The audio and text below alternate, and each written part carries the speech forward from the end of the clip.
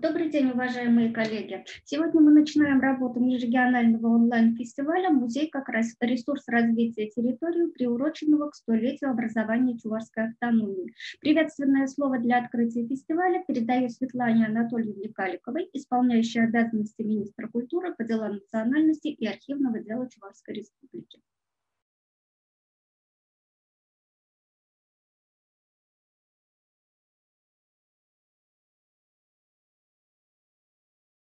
Уважаемые коллеги, дорогие друзья, под эгидой Министерства культуры Российской Федерации при поддержке правительства Чувашской Республики продолжаются мероприятия, посвященные юбилею нашей родной республики, столетию Чувашской автономной области. Одно из интереснейших и ярчайших событий – это межрегиональный музейный фестиваль «Музей как ресурс развития территорий». Сегодня очень большое внимание уделяется повышению интереса к региону, увеличение инвестиционной привлекательности республики и, конечно же, налаживание туристических потоков в регионы. В этом деле без работы музеев нам не обойтись. В Чувашской республике есть что показать. У нас действительно очень интересные музеи, в которых хранятся великолепные художественные произведения художников, мастеров и народных умельцев. Мы можем поделиться и своим опытом. И, конечно же, нам, безусловно, интересен опыт других регионов, опыт ведущих мастеров, опыт ведущих сотрудников музеев России. Я хочу обратиться к работникам музеев Чувашской республики. Ваши площадки должны стать центром притяжения не только в городе Чебоксары, но и в районах республики. Делитесь своим опытом, перенимайте опыт других. И я думаю, у нас вместе все получится. У нас вместе все получится. Фестиваль мы планировали провести в мае и радовались предстоящей встрече со всеми музейщиками со многих регионов России. Но получилось так, что нам пришлось его перенести в онлайн-формат. С одной стороны, это вроде даже удобнее, потому что у нас расширилась география участников, и теперь присоединиться к нашему онлайн-фестивалю сможет любой желающий на нашем канале в YouTube. С другой стороны, нам очень не хватает эмоционального и живого общения с партнерами. Партнерами фестиваля у нас стали ИКОМ России, Совет музеев Приволжского федерального округа, Министерство культуры по делам национальности и архивного дела Чувашской республики. Техническую поддержку фестивалю оказывает главный информационно-вычислительный центр Министерства культуры Российской Федерации, или, как мы его обычно привыкли называть, ГИФТ. Фестиваль у нас будет проходить 5 дней. Для удобства слушателей каждый день запланировано проведение по одной секции, которые будут проходить с 10 до 12. Они все посвящены актуальным вопросам. Это роль музея в современной туристической деятельности, проектная деятельность музея как способ актуализации историко-культурного наследия, популяризация фондовых коллекций классическими и современными приемами, применение технологий фандрейзинга в музейной деятельности и волонтеры в музее. Фестиваль у нас будет проходить на платформе Zoom для зарегистрированных участников, а все остальные могут посмотреть трансляцию на канале YouTube. Ссылка на трансляцию представлена в группе ВКонтакте. Прямо сейчас ее можно посмотреть. Как я уже сказала, сегодняшняя секция посвящена роли музея в современной туристической деятельности. Не секрет, что одну из ключевых функций современного музея можно назвать работу с посетителями и привлечение туристов. Туризм сегодня дает колоссальные возможности для социально-экономического развития во всем мире. В последнее время одним из наиболее популярных направлений стало развитие так называемого культурного туризма. Эта сфера набирает все большую популярность, повышает свою конкурентоспособность, создает новые рабочие места, приносит новые доходы для сохранения культурного наследия. Именно поэтому музеи и туристический бизнес заинтересованы друг в друге. Тем более, зачастую именно музеи являются визитной карточкой того или иного региона. Музей представляет собой комплекс объектов показа, создает информационные поводы, культурные программы и ряд событий для различных целевых туристических групп, формирует притягательные бренды. Важной частью музеев является и работа с местным сообществом. Об опыте работы Чувашского национального музея в этом направлении нам расскажет директор музея Ирина Петровна Меньшикова. Ирина Петровна, слово вам.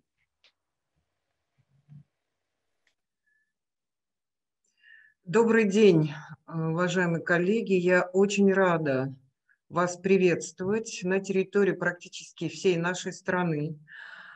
Пользуясь привилегией первой выступающей, хочу тоже несколько слов приветствия сказать и рассказать о том, что вообще у нас зарегистрировалось на фестиваль до 170 человек, я не считая спикеров, да.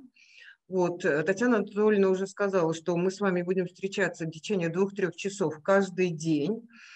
Вот, география нашего фестиваля очень большая, от Санкт-Петербурга практически до Магадана. Вот. И, как вы, наверное, если изучили наш сайт, у нас создан отдельный сайт музейныйфестиваль.ру, где представлены, кроме основной программы, которую начинаем мы с вами сегодня, представлены и другие мероприятия, проведенные в рамках этого фестиваля. Если посмотреть, завтра мы начинаем уже во второй половине дня офлайн Петровские чтения, они 19-е уже по счету. Это площадка для обмена опытом и обсуждения проблем музейного дела специалистами Чувашской Республики и близлежащих регионов. Ежегодно мы встречались, общались. Вот, частыми гостями наших петровских чтений были наши коллеги из Мариэлы, из Татарстана. Периодически и из более дальних регионов к нам приезжали, чему мы очень рады. А в этом году, в силу того, что наш фестиваль переехал в октябрь, как и в офлайн, мы решили в программу фестиваля включить и наши петровские чтения. И кроме этого, в рамках фестиваля у нас в ходе подготовки к межрегиональному музейному фестивалю прошел межрегиональный конкурс мультимедийных презентаций о музеях чувашской культуры «Да сплотить навек нас язык родной». Конкурс был объявлен Чувашским национальным музеем и Чувашским национальным конгрессом. Это еще один пример взаимодействия с местными сообществами.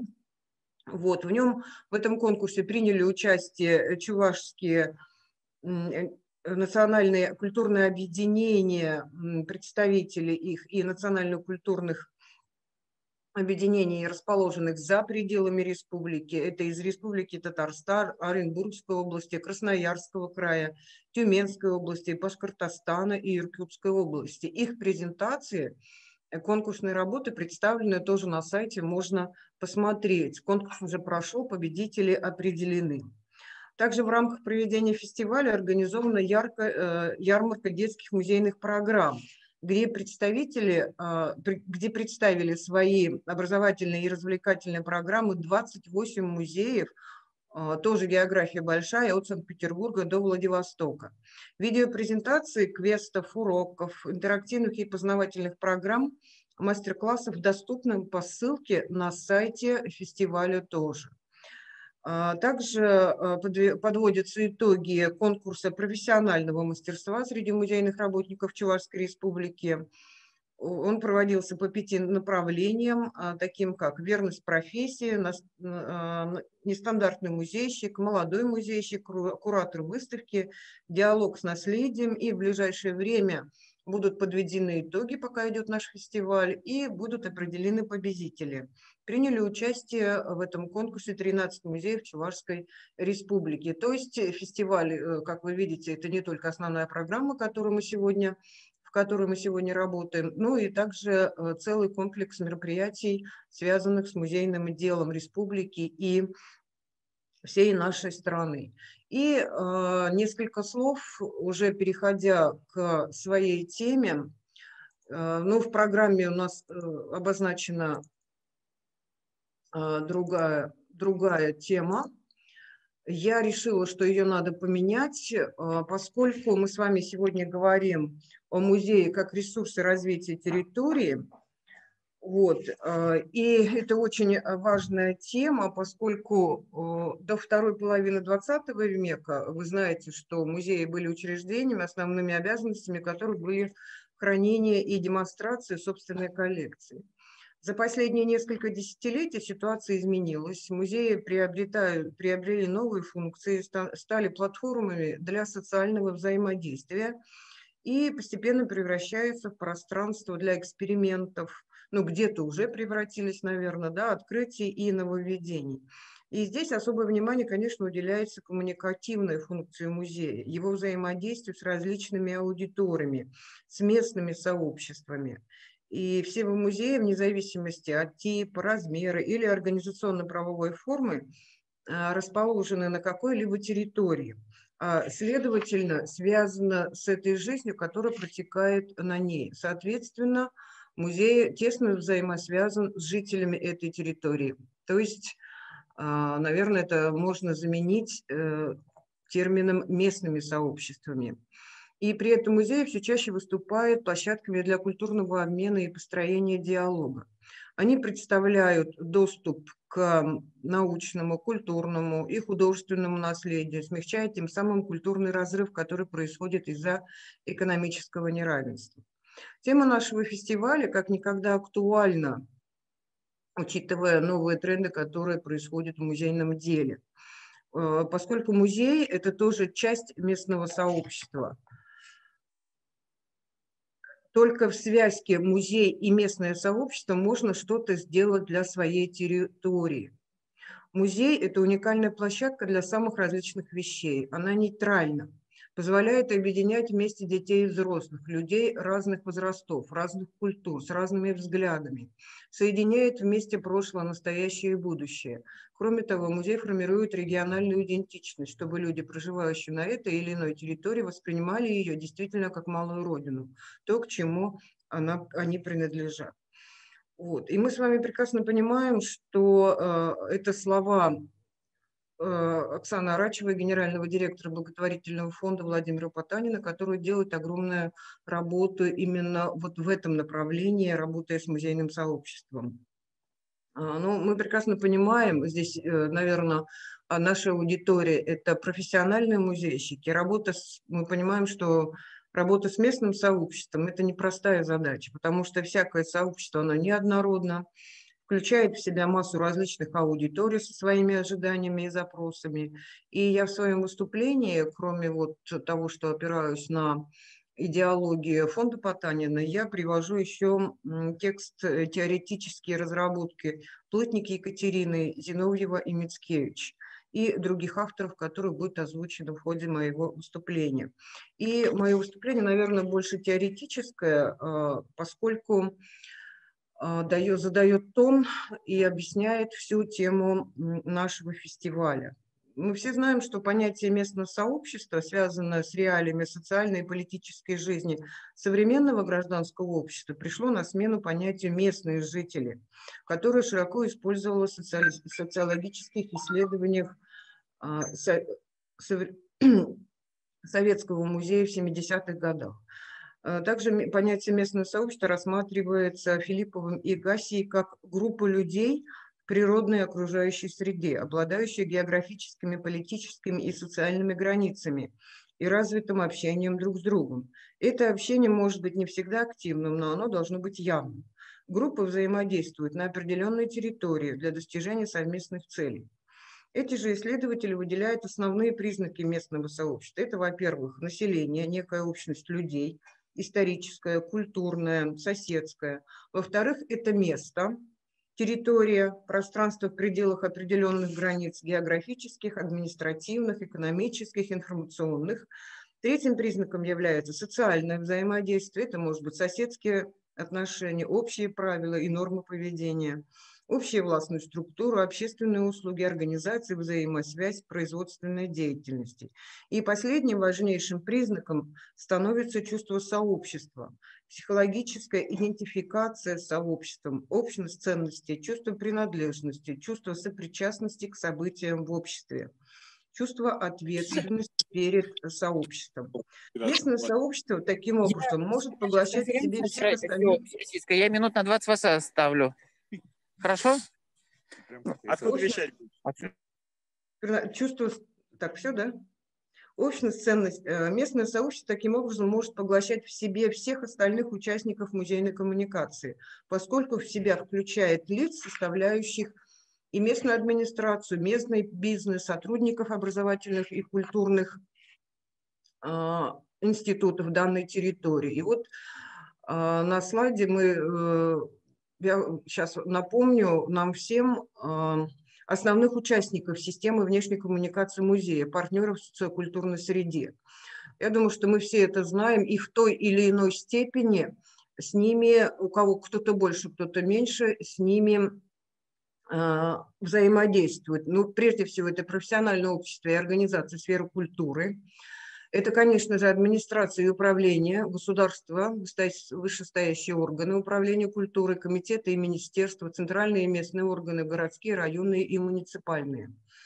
Организации сферы бизнеса, реальные и потенциальные спонсоры и донаторы. Вот эта работа у каждого музея, она идет на разных уровнях сейчас по территориям России. Дарители и коллекционеры, держатели музейных предметов, антикварный рынок – это тоже одна аудитория, с которой музей обязательно взаимодействует. Добровольные помощники, волонтеры. Вот о них мы в рамках нашего фестиваля, о взаимодействии с ними, о работе их в музеях мы тоже будем говорить. Учреждения науки, искусства и вузы, организации сферы образования – это, во-первых, источники наших прикладных изысканий, да, наука. Это то, на кого мы опираемся в создании своего музейного продукта. Ну и, конечно же, это организация сферы образования, с кем мы очень плотно сотрудничаем. Политические партии и организации, религиозные организации, общественные организации – это тоже еще одна сфера взаимодействия музея с общественностью. Средства массовой информации, здесь, наверное, без комментариев. Организация сферы туризма. Вот сегодняшняя тема как раз о том, как мы взаимодействуем с туризмом, поскольку, прежде всего, музей – это объекты показа, но и на сегодняшний день в сфере туризма организация, которая стать нечто большим. Я знаю, есть музеи, которые являются еще и музейными и туристическими операторами. Ну и музейная аудитория – это постоянные наши подготовленные посетители и те, которые могут явиться потенциальными посетителями наших экспозиций. Ну и местные сообщества и общество в целом. Вот такая вот очень разнообразная категория людей, с которыми, категория сообществ, с которыми взаимодействует музей. И говоря в этом контексте, наверное, нужно включить в оборот нашей речи еще одно понятие, такое понятие, как культура участия или культура соучастия. Поскольку культура участия в современном обществе понятие признаваемыми и вообще явление, признаваемое многими культурологами явления. Человек постиндустриального или информационного общества не просто потребитель услуг культуры. Его культурные потребности вырастают на возможностях, представленных мультикультурным обществом, стремительно распространившимся масс-медиа и интернет, социальными сетями и возможностью самовыражения в едином информационном пространстве, возможностью активного участия в разнообразных культурных практиках, от выкладывания фотоальбомов до создания виртуальных музеев в сетях. Исследователи и практики музейного дела все чаще обращаются к положению в этой теории, в музейном деле, положению о необходимости разностороннего общественного участия в деятельности музея. Прежде всего, это, конечно, американская традиция, вот, которая постепенно распространяется и уже распространилась в музейной практике и в российской. Об этом в 70-х годах еще начали говорить в Европе и в Америке. Вот. И, как я уже говорила, активно эта тема обсуждалась в книге Нины Саймон «Партиципаторный музей». Это автор нашумевшей книги, которая полностью поддержала свои идеи своей книги и выложила ее в интернет, и предложила оставлять комментарии всем желающим. По мнению автора, чтобы отвечать вызовам современности, музей должен стать общественно ориентированным институтом, полезным, актуальным и понятным, как торговый центр или вокзал. Ну, вот с этим выражением Нины Саймон очень часто музейное сообщество спорит, но не может музей превратиться в торговый центр или вокзал, но тем не менее здесь самым главным является, наверное, то, что музей должен быть понятен сообществу, он должен быть понятным, когда приходишь в музей, и не нужно ломать голову, куда, как, чего и что пойти. Я думаю, что Нина Самин прежде всего говорит об этом. Вот. И приходя в музей, посетители извлекают свое собственное содержание из культурного опыта, предлагаемого музеем, и именно идеи посетителей могут лежать в основе создания проектов и общественно ориентированных программ. Посетители должны стать не пассивными потребителями услуг музеев, а активными сотворцами, участниками культурных событий. И поэтому Нина Самин определяет музей участия как место, где посетители могут создавать смыслы, обмениваться идеями и общаться друг с другом по поводу определенного содержания. Таким образом, музей становится местом культурного взаимодействия представителей местного сообщества. Эту идею она развивает и продвигает далее в своем блоге «Музей 2.0». Вот. Чувашский национальный музей, являясь крупным региональным музеем, взаимодействует как с отдельными представителями местного сообщества, так и с обществом в целом в 3 направлениях. Музей и личность, музей и социокультурное пространство и музей и регион.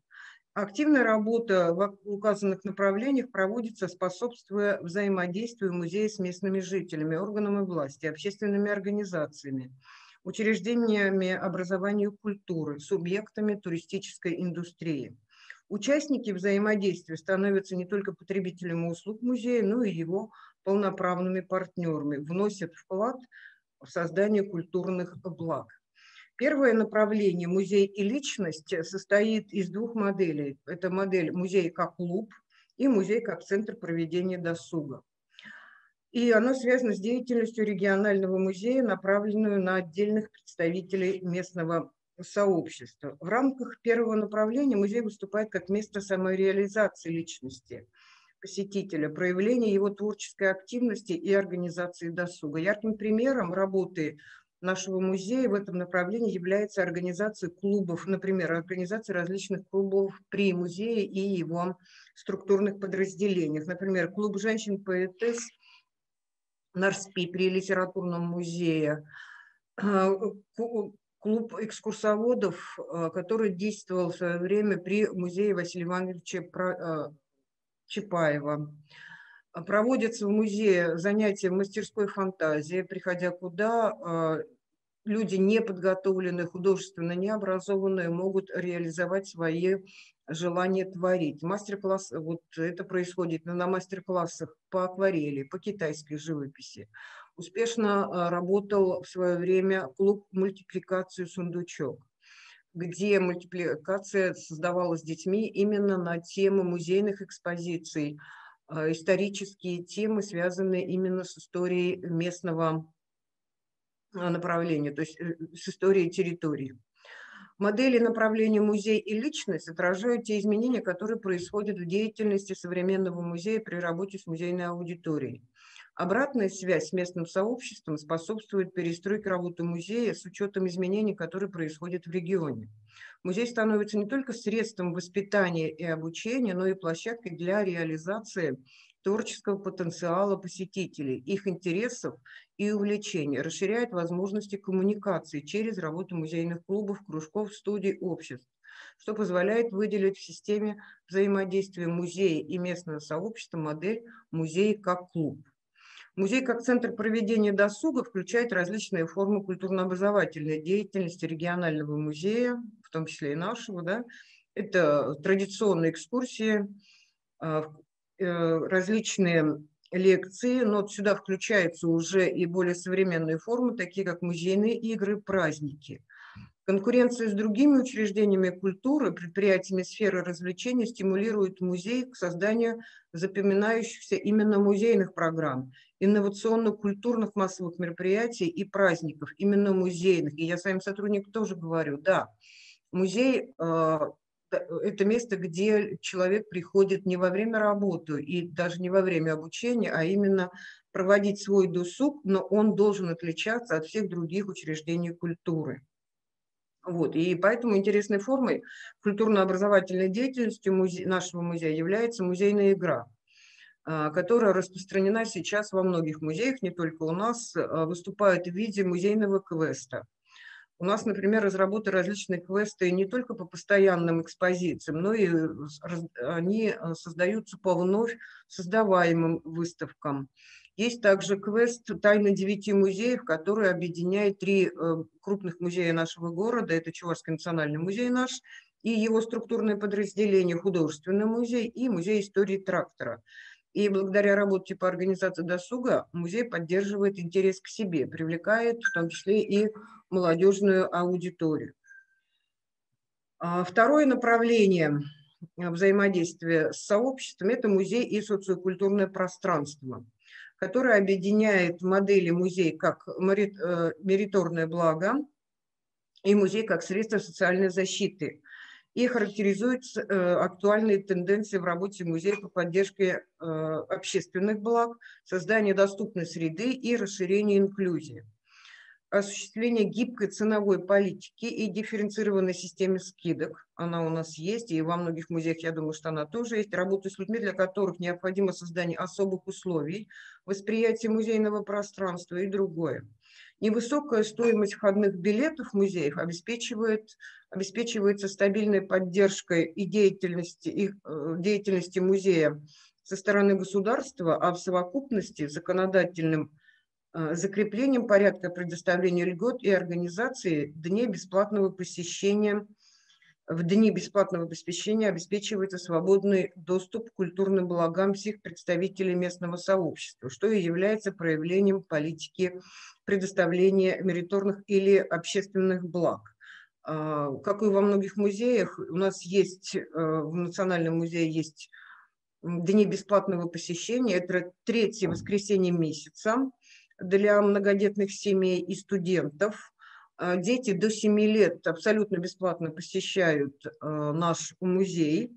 Есть разработанная система групповых билетов, формы единого билета, которая дает определенную скидку при выкупе билетов группой или посещении нескольких экспозиций одновременно. Новой тенденцией в работе музеев должно стать, конечно же, введение музейных карт. У многих музеев России, я знаю, это есть. Вот. Что же касается деятельности Национального музея, здесь эта система пока находится на стадии разработки.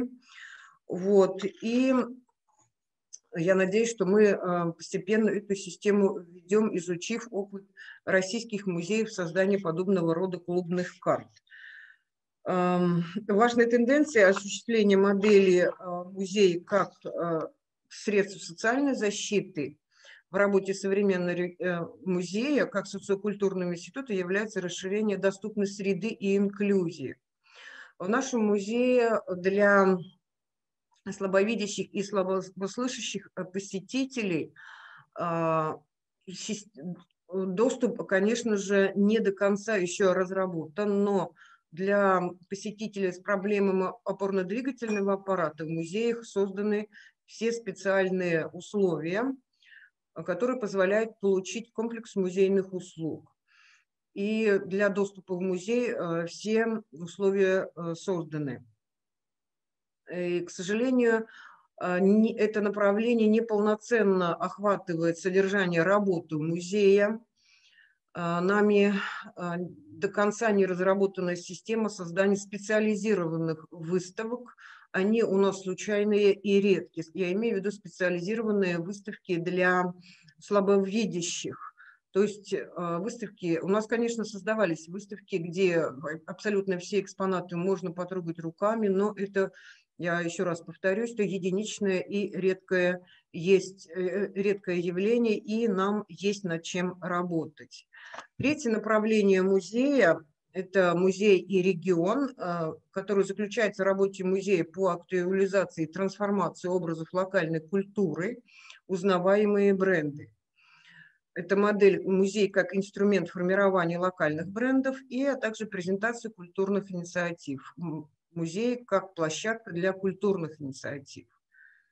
Реализация модели музея как инструмент формирования локальных брендов позволяет осуществлять презентацию уникальных музейных артефактов, создавать локальные бренды на основе музейных коллекций, истории музея города и региона, жизни и творчества выдающихся личностей, производства популярных товаров.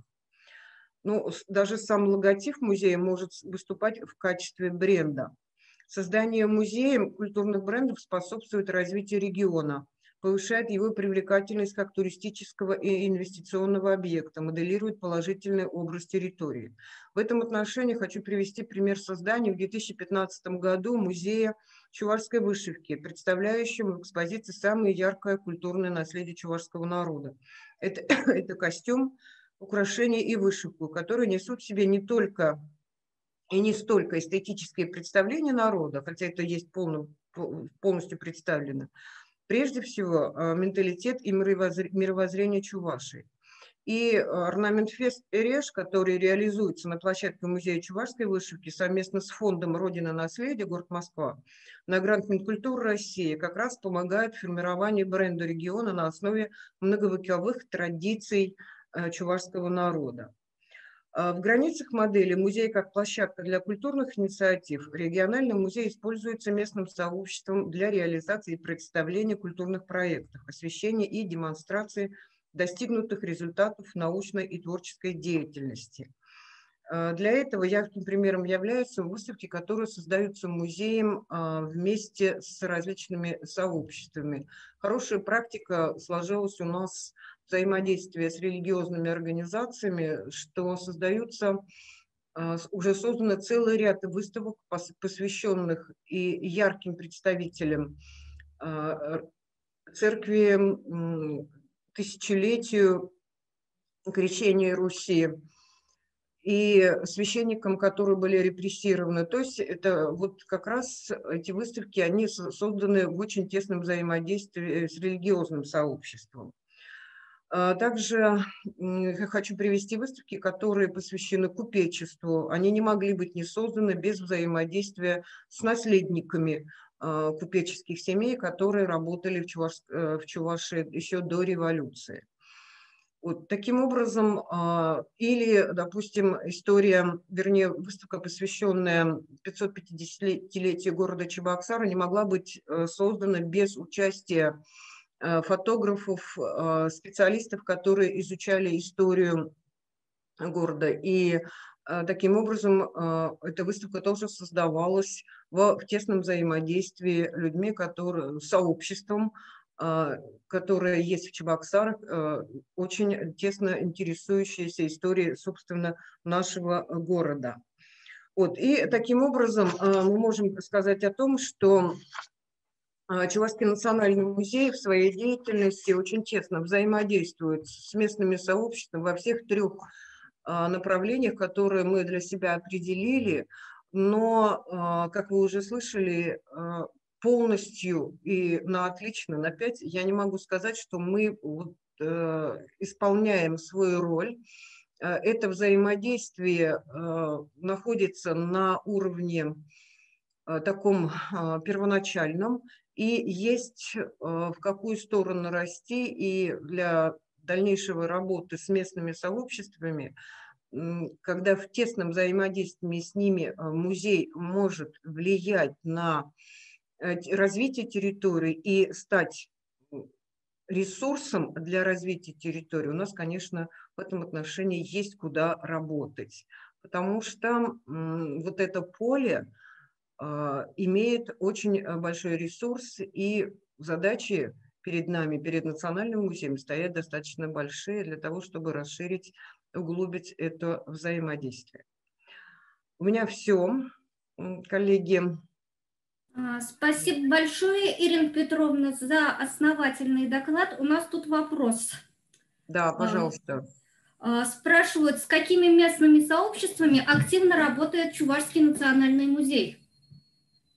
Ну, я уже пыталась, немножко осветила. Вот по поводу религиозных организаций я уже сказала. Очень тесно мы работаем, конечно же, с образовательным сообществом. Например, научное сообщество является для нас основой при создании их, фундаментальные поиски для нас, изыскания и результаты работ фундаментальных изысканий, исследований являются для нас основой для создания наших выставок, поскольку они определяют основные тенденции развития исторической науки, науки краеведческой, да, изучающей историю территории. Ну и, конечно же, взаимодействуем с образовательным сообществом, это конкретно с учителями, при создании музейных программ, направленных на детей. Примером может служить это проект «Живые уроки», очень тесная эта программа и занятия в рамках «Живые уроки», они создаются в тесном взаимодействии с учителями. У нас разработаны абонементы, и приходя во взаимодействии с учителем, мы создаем занятия, которые отвечают запросу именно классного руководителя для того или иного класса или запросу предметника, который приводит на занятия своих детей в музей. Честно скажу, вначале это давалось достаточно сложно, потому что одно дело, когда учитель приводит в музей и говорит, вот они дети, делайте с ними что хотите, а другое дело, когда он ставит задачи перед музейщиками. Здесь, конечно же, на первом этапе нам приходилось договариваться. Но на сегодняшний день, я думаю, что это вот взаимодействие с данным сообществом, оно достаточно хорошо нами налажено. Ну и периодически мы работаем с сообществами, которые нам могут предоставить материал для создания тех или иных выставок. Хочу вспомнить выставку «Мечтая о небе», где мы привлекли всех практически людей, которые летают, фотографируют наверху. Да, у кого-то есть какие-то фотографии, связанные с историей. Или, допустим, была выставка, посвященная фотографии. То есть вот локальные темы, узкие темы, они всегда создаются в взаимосвязи с людьми, может быть, не настолько сильно организованными, как образование или религиозные организации, но во взаимодействии с сообществами, которые объединены одной общей темой. Я надеюсь, ответила на вопрос. Так, спасибо большое. Напоминаю нашим зрителям, я до этого забыла сказать, что вопросы можно задавать в Zoom, кто сидит в задней комнате, вопросы можно задавать ВКонтакте под трансляцией, вопросы можно писать в Ютубе. Мы их все будем озвучивать в ходе нашей трансляции.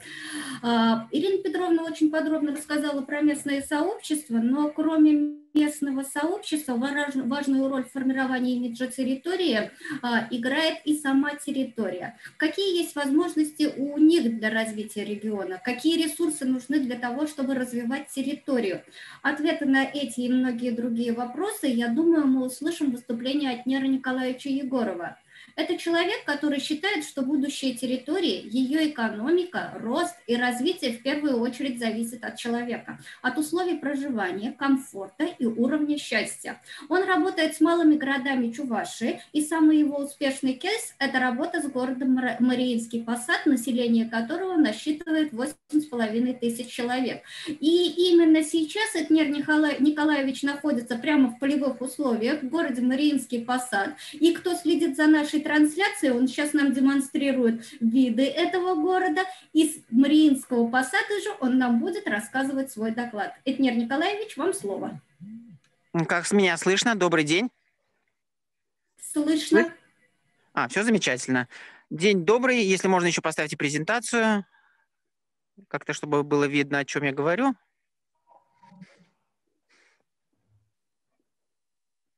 Ага. Итак, день добрый. Рад всех видеть, слышать. Рад случаю, возможности говорить о любимом городе Мариинский Посад. Расскажу немножко вначале про то, кто я такой. Меня зовут Этнер Егоров. Следующий слайд. Я могу листать, да? Или нет? Ага. Значит, меня зовут Этнер Егоров, я руководитель агентства территориального развития. Я занимаюсь непосредственно развитием территорий, занимаюсь развитием местных сообществ. Ищу тех сумасшедших людей, коим себя и считаю тоже. Я также являюсь членом Общественной палаты Чувашской Республики и занимаюсь профессиональной работой, связанной с благоустройством территории. Это комфортная городская среда Минстроя России и специфический указ 139 в Чувашии, посвященный прямо непосредственно благоустройству дворовых территорий. Ни много ни мало этот указ обеспечивает 1,5 миллиарда рублей именно на благоустройство дворовых территорий малых городов Чувашии. Следующий слайд. Вот, собственно, это агентство территориального развития. Это клуб людей, которые приняли для себя положение, что где родился, там пригодился. Приняли для себя положение, что они могут приносить пользу, максимальную пользу там, где не обязательно для того, чтобы получить максимальную пользу и уезжать в Москву куда-то далеко, а наоборот выгоднее и интереснее все это дело, этим делом заниматься у себя на местах. Дальше. Теперь немного о городе Мариинский Посад. Мариинский Посад очень забавный, интересный город. Один из немногих или многих городов на Великой реке Волге. В городе проживает 8 тысяч населения. Еще совсем недавно здесь было больше населения, но эта история тоже неудивительна. Это везде ситуация идентичная. Что интересно, город сегодня, в этот год, справляет свое 400-летие, то есть он появился в 1620 году. Ранее он назывался город Сундырь, как и многие тоже названия, идентичные другим городам по Волге. Но история этого города, как города с названием Мариинский, очень интересна, потому что жители достигли своего пика развития и решили называться уже не селом или выселком, а решили называться городом. И они об этом написали прошение царю-императору. С первого раза их прошение не удовлетворили, и только упорство позволило со второго раза получить городу статус города и, более того, получить имя царское. Мария Александровна, супруга Александра II, стала непосредственно покровительницей этого города, и город получил название в честь императрицы. Сам город располагается совсем недалеко от города Чебоксары. Если по прямой 15 километров, на машине 40 километров, ну, буквально это 40-50 минут езды. Но в то же время в городе Чебоксары, где живет 500 тысяч населения, нет никакой сегодня туристической истории о том, чтобы выезжать в эти малые города. Есть история выехать за Волгу, пляжный такой некий отдых, а познавательный, исторический или тот же самый отдых в малых городах, он не практикуется. Хотя здесь все, собственно, условия созданы. Следующий слайд. Вот здесь кратенькая история об этом городе. Мариинский Посад неоднократно посещали великие государи. Есть здесь легенда о том, что императрица Екатерина II сюда приезжала. Она здесь, увидев все красоты этого места, решила остановиться, решила именно на этой горе, с которой вот как раз фотография видна, потрапезничать. И где она, когда трапезничала, собственно, потеряла золотую ложку, и эту ложку до сих пор ищут. Ну, как легенда, которая красиво работает до сих пор. Следующий слайд. Собственно, с чего началась вся история по Мариинскому Посаду? У нас в Чувашии вообще-то городов 7, таких малых городов. Другие не обладают статусом города, но от этого их история не меньше, а интереснее. Но город Мариинский Посад очень удачно расположился на Волге, и в нем сохранилась некая городская идиллия, городская атмосфера именно там 19 века, города купечества. И в 2016 году я впервые приехал сюда, ну, впервые с точки зрения не туриста, а с точки зрения разведчика, который хотел посмотреть на этот город как на возможность развития и возможность реализации какого-то проекта. Собственно, в 2016-м я начал неоднократно сюда приезжать. Это место мне нравилось тем, что здесь было тихо, уютно, комфортно. Мои глаза и уши горожанина отдыхали от суеты и быта в города и находили большую подпитку энергии.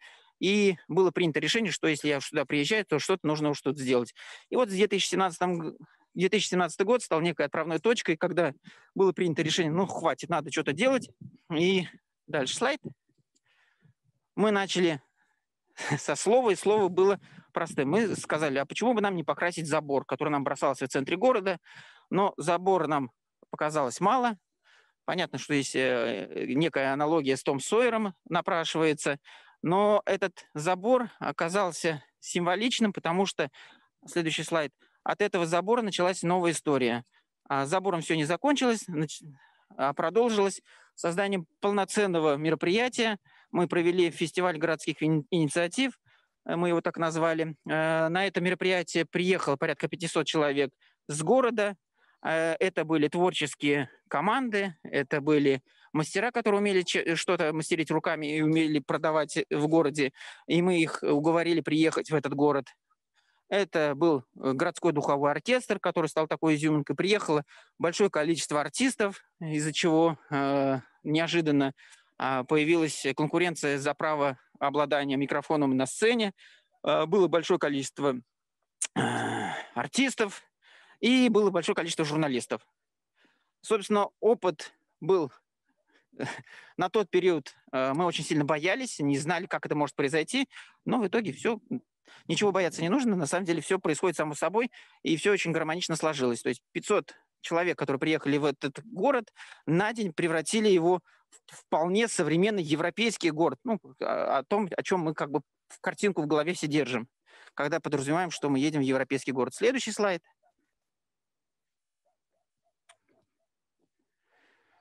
Ну вот это еще фотографии того, что там происходило. Следующий слайд.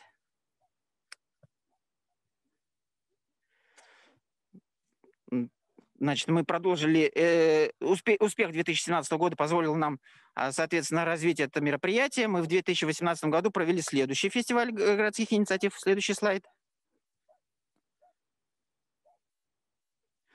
Куда уже приехало более 1000 человек.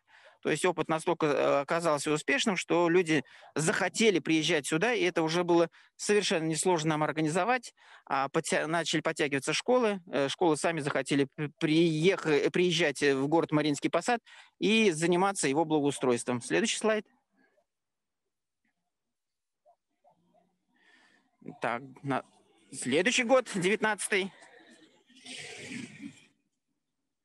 Собственно, все вот эти современные мероприятия позволили, следующий слайд, позволили городу обрести уверенность и начать проводить очень креативные творческие мероприятия. Есть в Чувашии такой праздник, как Атуй. Это праздник весны. Соответственно, его начали совмещать с различными мероприятиями, связанными с Русью мастеровой. Количество людей уже на этих мероприятиях зашкаливало за 5000 людей. Напоминаю, что в городе проживает всего лишь 8000. То есть в один день в этот город начинает скапливаться громадное количество людей. И понимаешь, что проблема уже не в том, чтобы обеспечить количество людей. Проблема в том, как организовать все эти потоки. Дальше.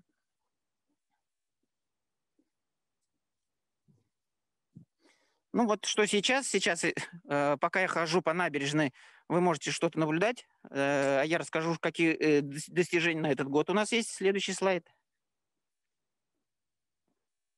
Значит, в этом году Мариинский Посад подготовил заявку, точнее, это все наше местное сообщество. Мы собрали здесь всех краеведов, всех заинтересованных в развитии территории людей, подготовили своими силами заявку. То есть если в других регионах на оформление заявки привлекают и специалистов извне, платят им денежки, то в Мариинском Посаде ситуация очень сложная, денег нет, ну, как и везде в большинстве, но омрачается история с Мариинским Посадом еще и тем, что здесь счета арестованные. И, соответственно, заявка от Мариинского Посада была выполнена без денег, но за счет именно ресурсов всего местного сообщества. Заявку отправили, она победила, и теперь Мариинский Посад претендует, ждет реализации непосредственно этой концепции. Вот сейчас, почему я здесь нахожусь в Мариинском Посаде, у меня как раз по набережной ходят проектанты, и они уже, собственно, готовят техническую документацию для того, чтобы в феврале-марте месяце выйти на торги для начала строительства этой набережной. Дальше. Конечно, вопрос с дизайн-кодом, ну, отдельно останавливаться не буду, просто как визуальная картинка есть, она больше скажет, чем 1000 слов. Дальше. Внимание к проекту, к победе в конкурсе Минстрой позволило дополнительно привлечь внимание и региональных властей. В этом году глава республики решил посетить Мариинский посад, для чего предварительно приехали и премьер приезжал в Мариинский посад, и супруга главы приезжала, и непосредственно знакомились с жизнью и успехами вот реализации этого проекта. И именно, наверное, не будет, ну, будет правильным сказать, что именно внимание самих жителей города к своему городу позволило властям республики решиться на беспрецедентное решение о том, чтобы приобрести для возобновления речного туризма на реке Волга, решиться на приобретение 2 новых катеров класса «Ракета», «Метеор», если говорить о прошлом историческом Советского Союза. В нынешнем варианте это катера «Валдай» вместимостью по 25 человек, которые будут курсировать с следующего года на течении среднем Волги от города Чебоксар до Казани. Соответственно, внимание властей также позволило решить издавний вопрос, связанный с реконструкцией большой набережной, точнее всей набережной Мариинского посада. И власти приняли решение о выделении дополнительных ресурсов на проектирование причальной стенки и набережной города. Мы говорим о сумме в 19 миллионов и претендуем на получение федеральных денег по линии Минтуризма до 400-500 миллионов рублей на благоустройство береговой линии и создание туристического кластера в городе Мариинский посад. Дальше. Ну, собственно, несколько приятных картинок. Дальше.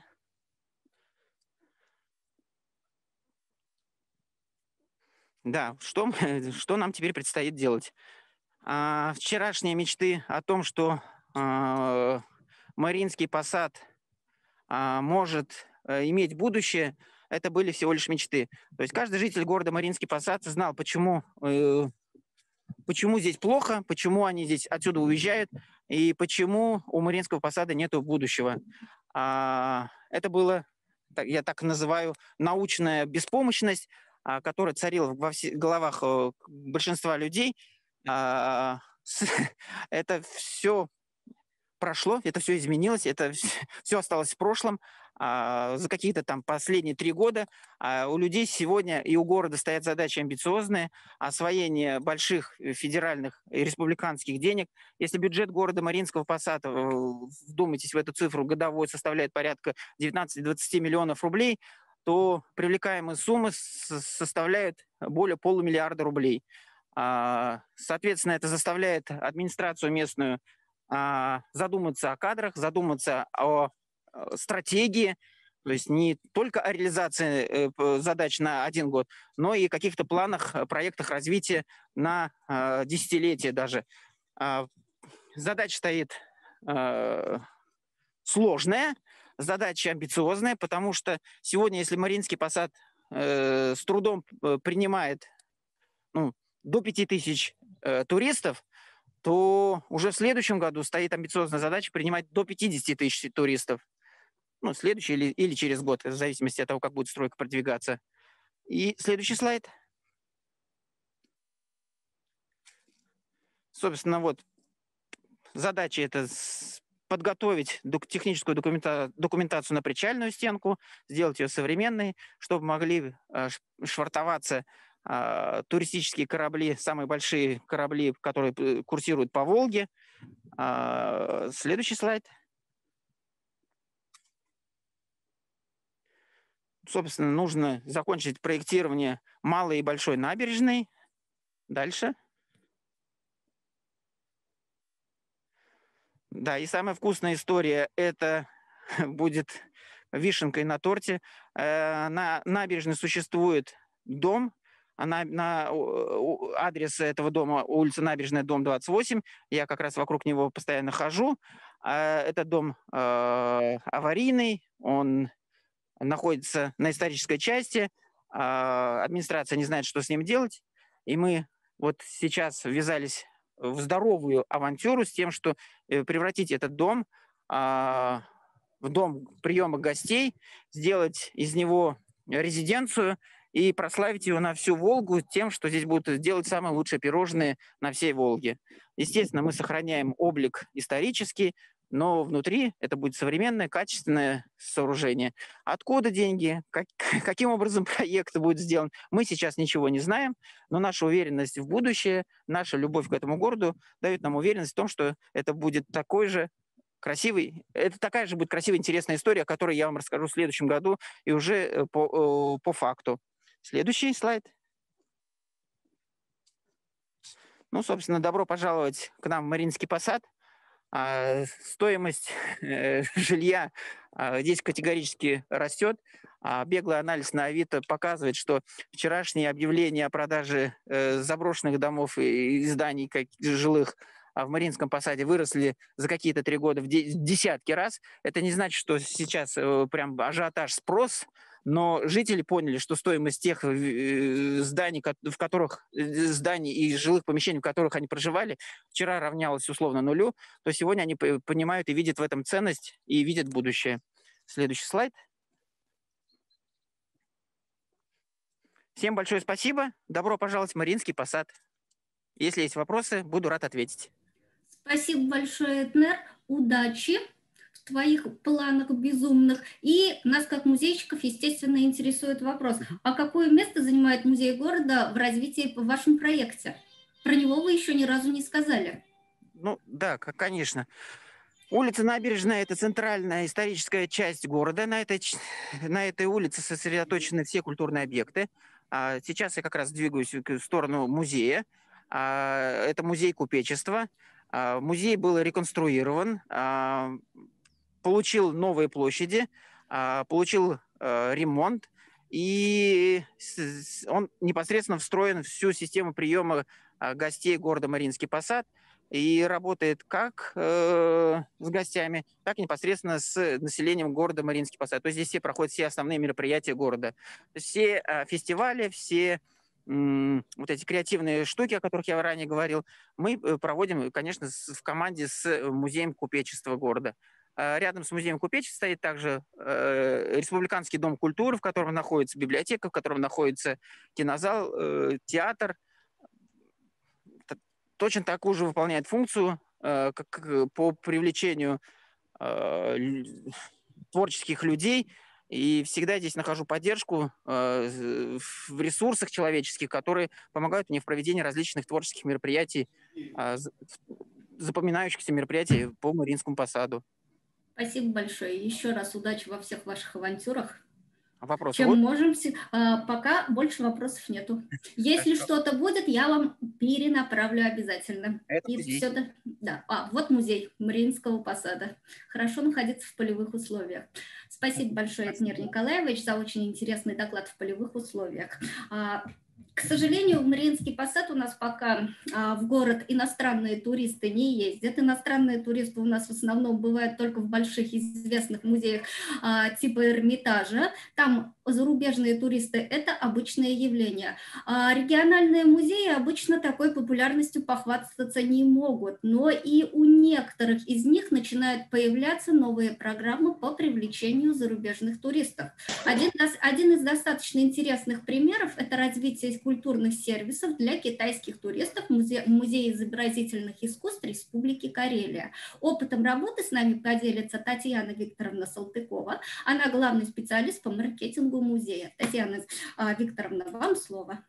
Здравствуйте, Татьяна, спасибо за приглашение. Здравствуйте, коллеги. Я, во-первых, хотела сначала поздравить вас со столетием Чувашской республики. В этом году и нашей республики Карелия также исполняется 100 лет. И этот год еще юбилейный в том плане, что и музею 60 лет, то есть он юбилейный трехкратно.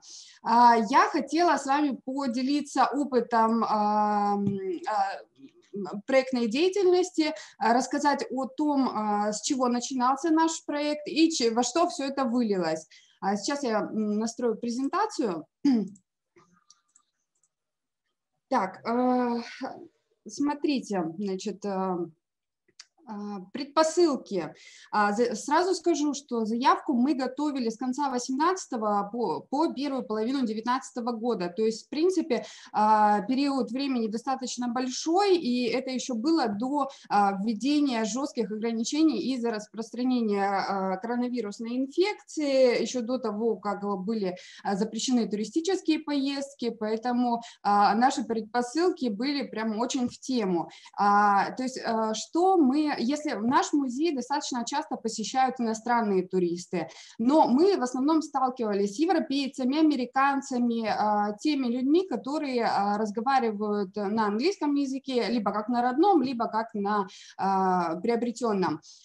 Но недавно мы заметили появление в музее китайских туристов и поняли о том, что наш музей не готов к их приему, потому что, во-первых, это серьезный языковой барьер, китайские граждане не говорят по-английски, если говорят, то очень плохо. В нашем музее нет никаких информационных материалов на китайском языке, и, соответственно, мы задумались о том, почему так происходит.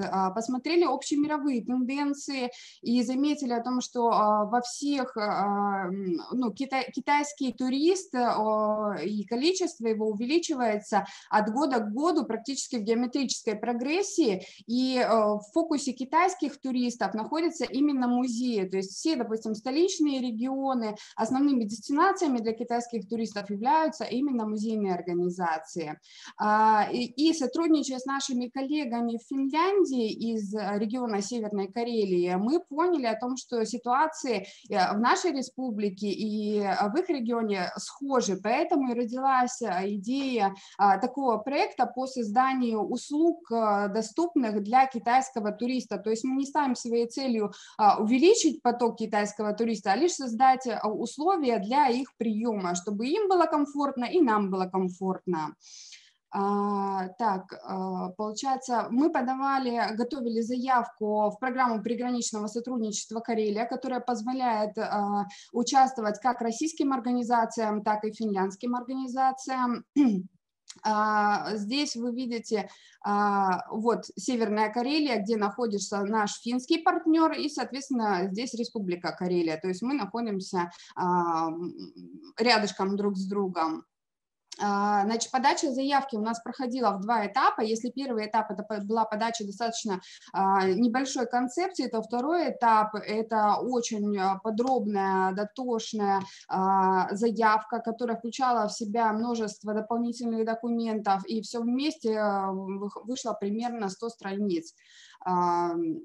Значит, когда объявляются результаты, и мы понимаем о том, что проект выигран, наступает процесс контрактинга, когда мы устраняем какие-то недочеты в нашем проекте, которые присылает управляющий орган программы. Мы, возможно, меняем бюджет, стараемся почистить что-то, и, соответственно, когда все недочеты устранены, мы подписываем грант-контракт. В нашем случае мы подписали его в декабре 2019 года и начали реализацию проекта с января 2020 и закончим в следующем году в декабре. Партнером с финской стороны у нас выступает музейное объединение города Йоэнсу, которое представлено 3 музеями. Это музей Северной Карелии, художественный музей и музей Бункер. Мы постарались сделать наш проект комплексным, то есть поскольку с феноменом китайского туризма мы совершенно не знакомы, то мы постарались сначала сделать образовательный блок, в рамках которого мы можем научиться понять, что такое китайский турист, как с ним работать, какие услуги для него нужно сделать. Дальше это практический блок, это разработка музейных услуг и продуктов. Ну и третье – это совместный маркетинг и продвижение тех услуг и продуктов, которые были созданы в рамках 2-го блока. И я бы еще выделила в отдельный блок информационное освещение проекта, поскольку оно не прописано как отдельный блок мероприятий, но она также не менее важна. И, конечно, о проекте нужно писать и в средствах массовой информации, давать статьи в профессиональные издания, делать посты в социальных сетях, размещать информацию везде, где только можно. И у нас в январе этого года мы начали широкомасштабную информационную кампанию. У нас мы задействовали сначала все традиционные средства массовой информации, это газеты, радио, телевидение. Мы писали статьи в профессиональные издания, то есть здесь показано несколько примеров, например, журнал «Мир музея», справочник, сборник материалов, посвященный круглому столу «Музей проблемы культурного туризма», который проводится Государственным Эрмитажем каждый год. Мы на сайте нашего грантодателя заведена специальная страница нашего сайта, где мы регулярно выкладываем новости о том, что происходит, как происходит. На сайте нашего музея мы создали дневник проекта, где также выкладываем новости. Пытаемся использовать площадки наших партнерских организаций, органов власти и каких-то профильных организаций в сфере туризма. Здесь показано несколько примеров. Зачем все это делается? То есть для чего нужно информационное освещение проекта? Во-первых, это повышает узнаваемость проекта. Она дает возможность получения поддержки, консультационной помощи от сторонних организаций за счет того, что о вашем проекте узнают организации, возможно, из других регионов, из других не музейных организаций. Они могут к вам обратиться, либо поделиться своим опытом, либо, наоборот, найти какие-то точки соприкосновения для сотрудничества. Это возможность новых коллабораций и сотрудничества. А вас узнают, вас будут привлекать к реализации и других проектов в качестве партнера. Также за счет информационного освещения проекта видно, что сделано. Видно, что сделано не только для своих сотрудников. Если штат музея достаточно большой, то все будут, в принципе, если их интересует проект, следить за этим на сайте, в соцсетях, где им удобно. Также для грантодателя. Грантодатель дает вам деньги на определенные цели. И для того, чтобы он видел, что вы деньги реализуете целенаправленно, что вы не тратите ни на какие прочие цели, он видит все это, когда читает новости. Для вашего учредителя, ну, допустим, в нашем случае это Министерство культуры, мы показываем то, что мы работаем, как мы работаем, ну и для целевой группы проекта, которая есть. Дальше вы нарабатываете проектный бэкграунд для подачи будущих заявок. Очень часто, когда вы подаетесь на какой-то конкурс, вас просят либо приложить какие-то ссылки на информацию о уже реализованных проектах, и здесь вам очень сильно это поможет. Ну и плюс во время реализации проекта нужно, конечно, думать о том, как вы будете отчитываться.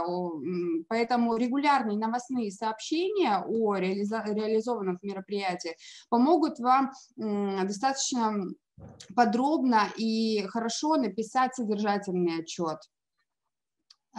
Что мы успели сделать в этом году?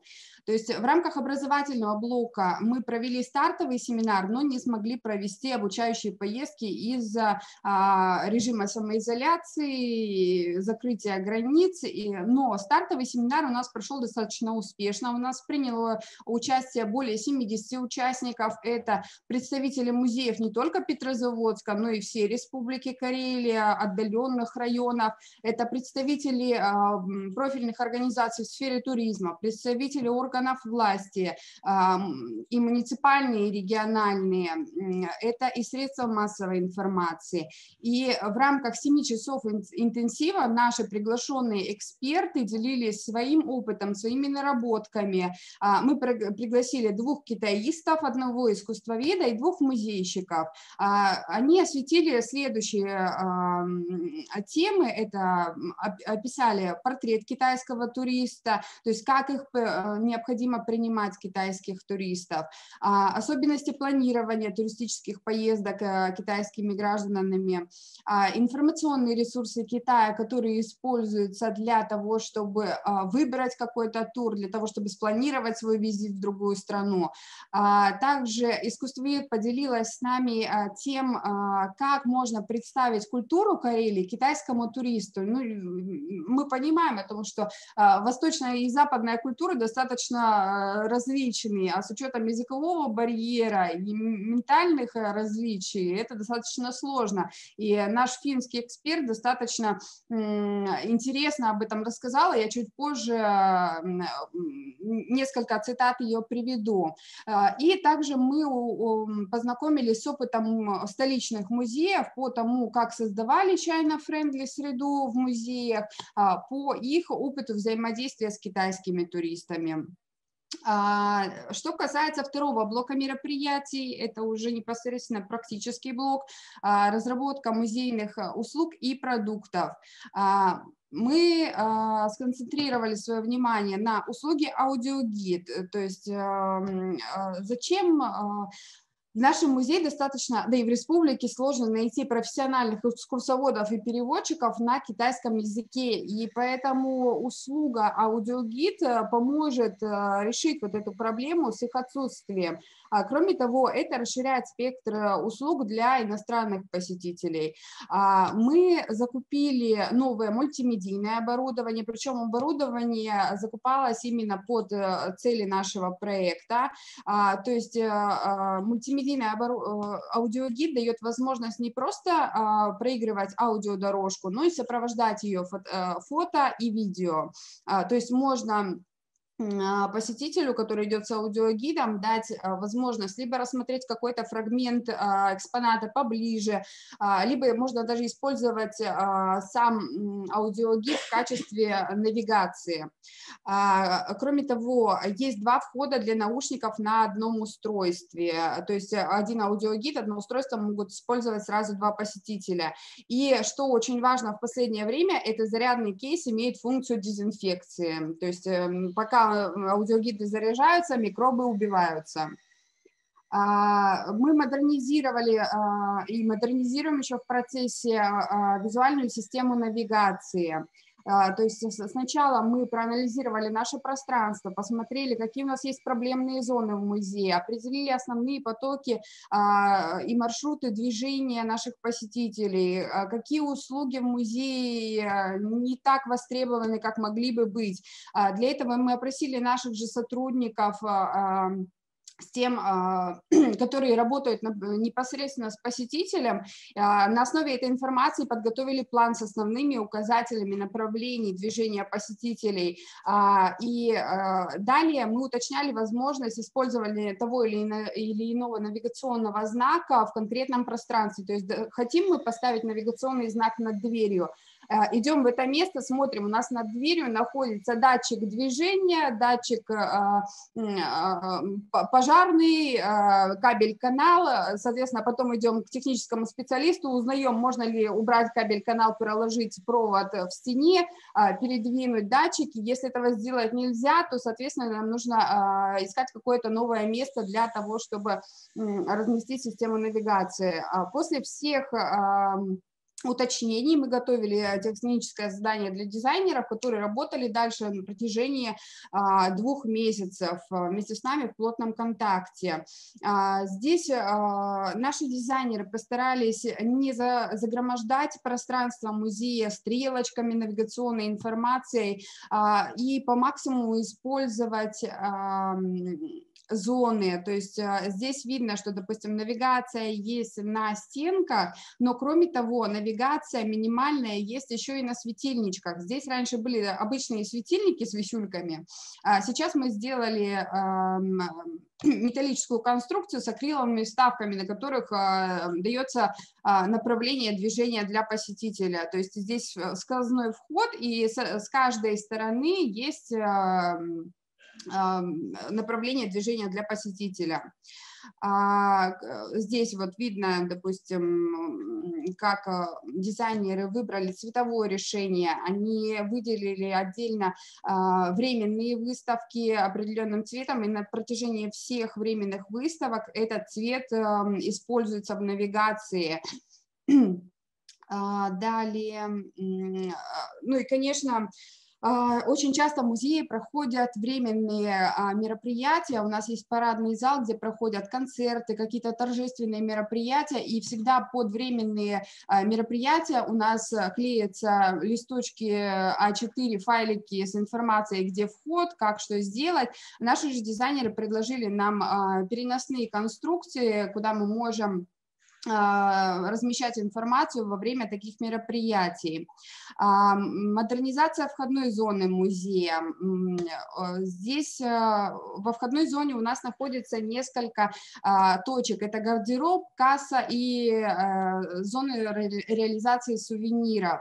То есть мы хотели, поставили следующие задачи перед собой и перед дизайнерами.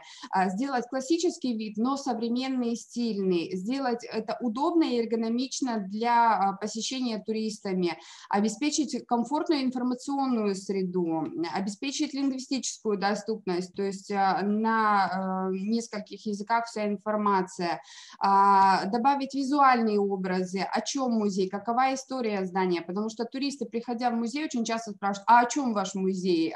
У нас коллекций много, и так одним словом не рассказать, и обеспечить мобильность гардероба.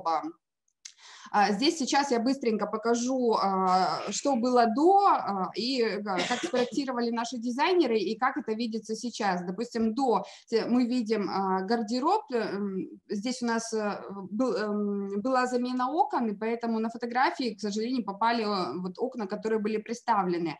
В принципе, ну, достаточно устаревшая форма гардероба, мы ее, дизайнеры ее переформатировали в такой формат, когда передняя стойка может трансформироваться в столы, и их можно использовать в летний период, в период самообслуживания в гардеробе, для отдыха туристов. Мы вынесли ячейки для хранения из гардеробной зоны, сделали сверху информационную панель с видами музея, с видами здания, в котором находится музей, потому что до того, как музей стал здесь базироваться, оно сменило ряд учреждений, которые здесь были.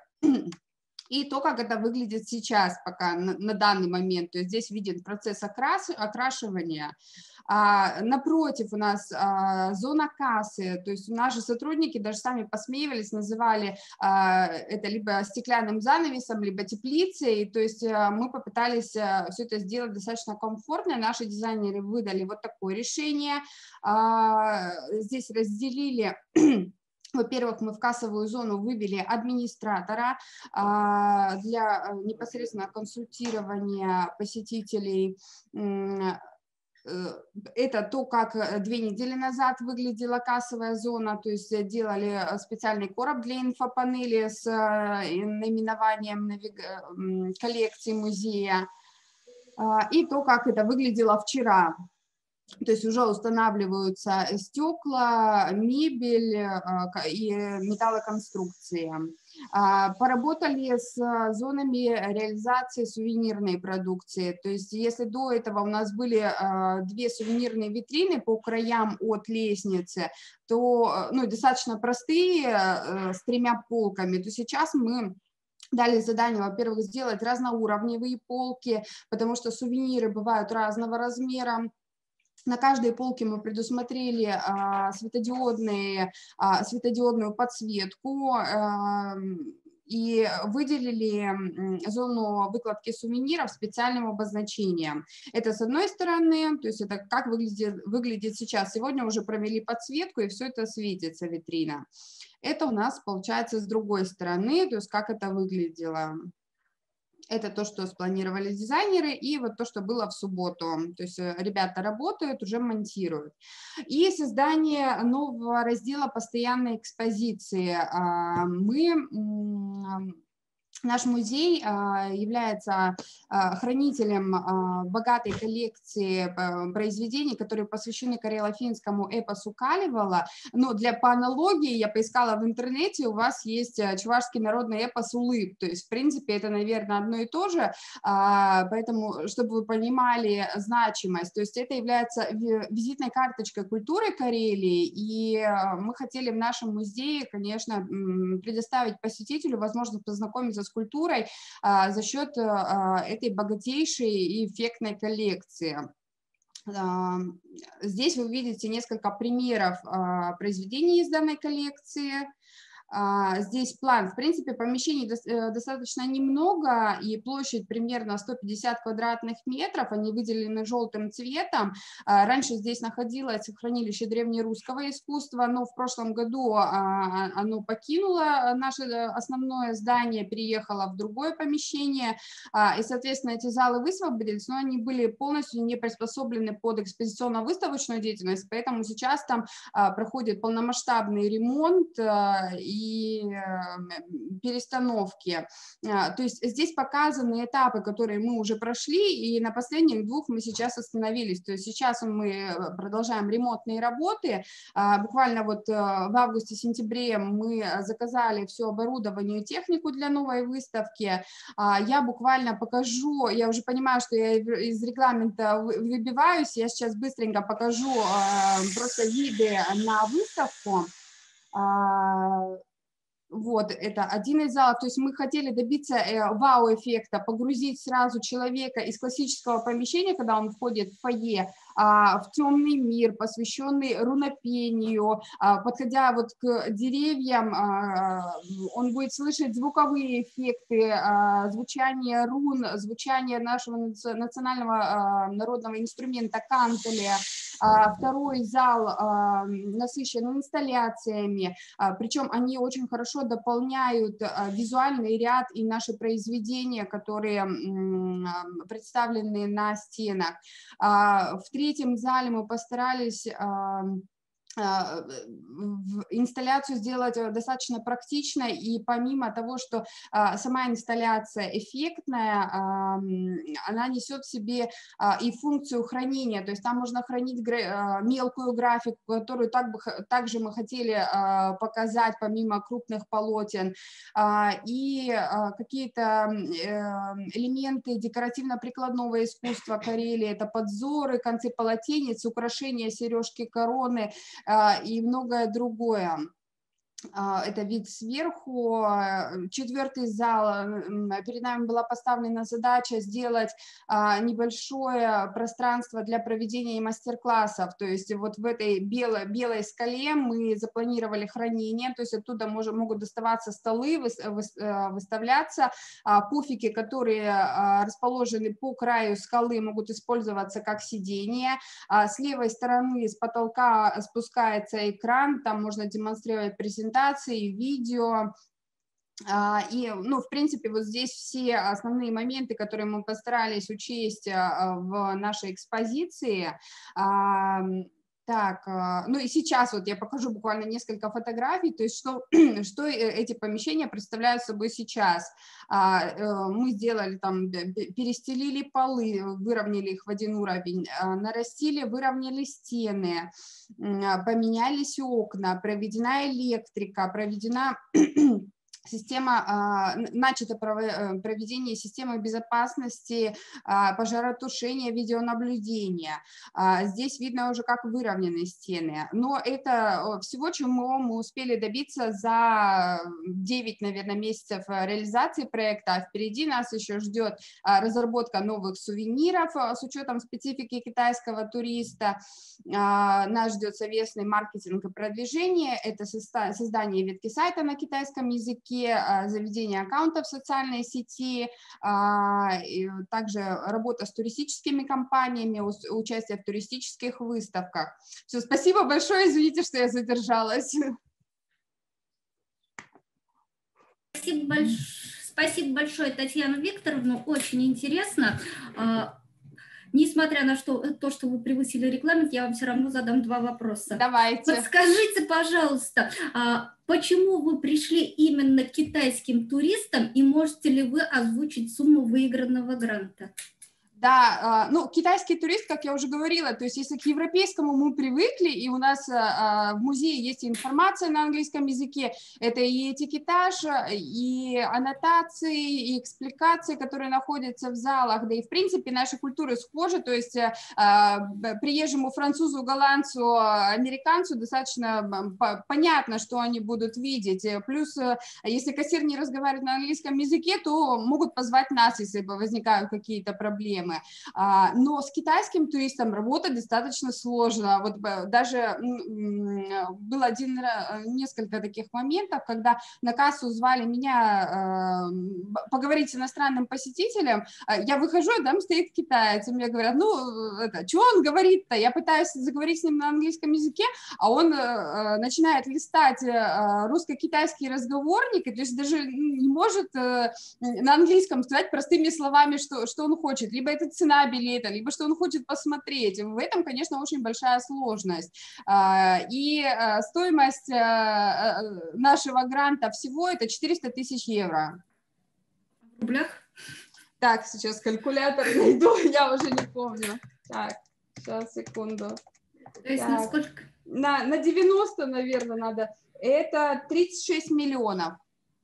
Спасибо большое, молодцы, хороший грант. А грантодателем является кто? Это управляющий орган программы приграничного сотрудничества, который находится в Финляндии, в Оулу. То есть это она финансируется Европейским Союзом, Российской Федерацией и Финляндской Республикой.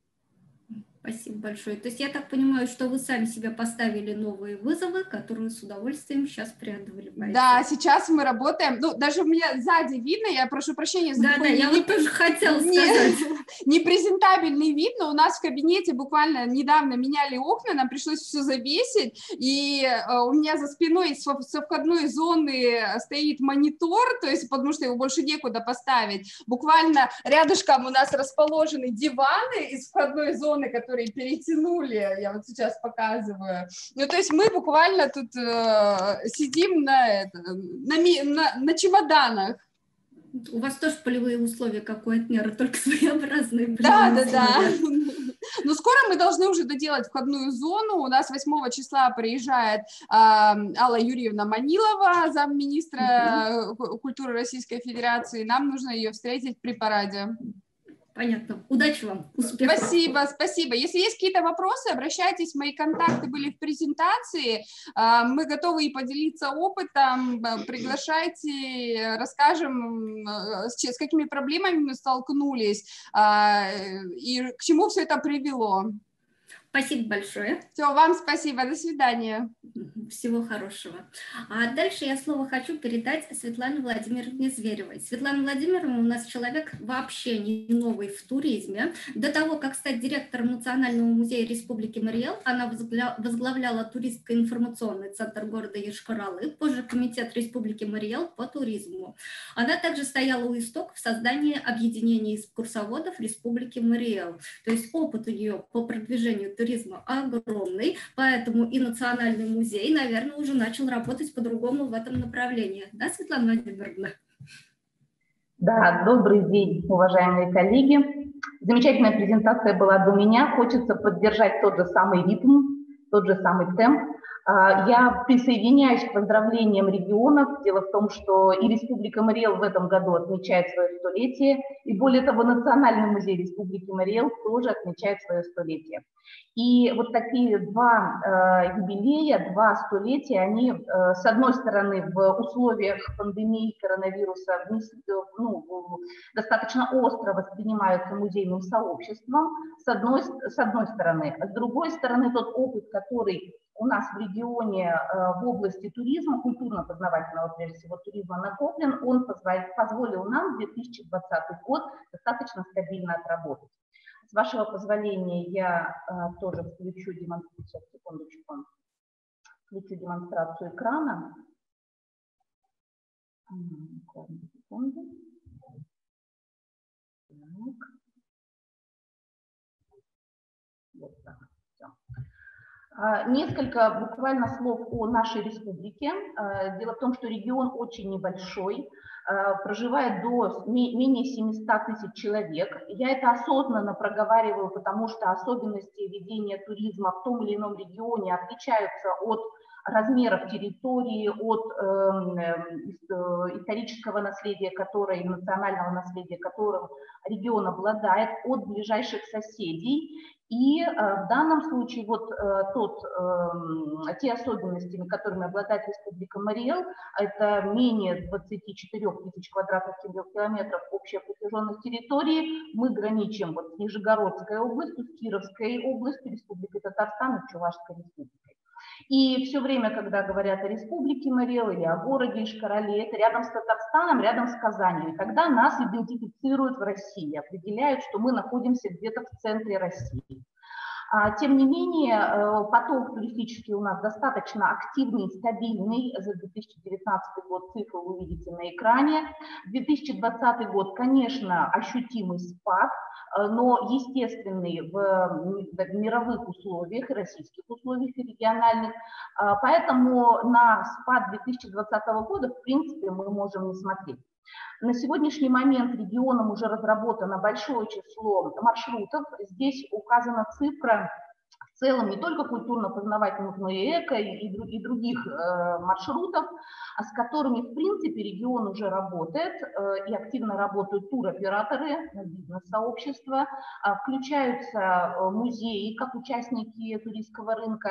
И, конечно, не все маршруты, скажем так, топовые, но есть ряд маршрутов, которые затрагивают крупные локации у нас. Это, прежде всего, столица Республики Марий-Эл Йошкар-Ола, но здесь на экране вы видите Козьмодемьянск, Горномарийский район Республики Марий-Эл, который очень близок с Чувашской республикой, и мы вот туристическими потоками в данном случае постоянно делимся, обмениваемся.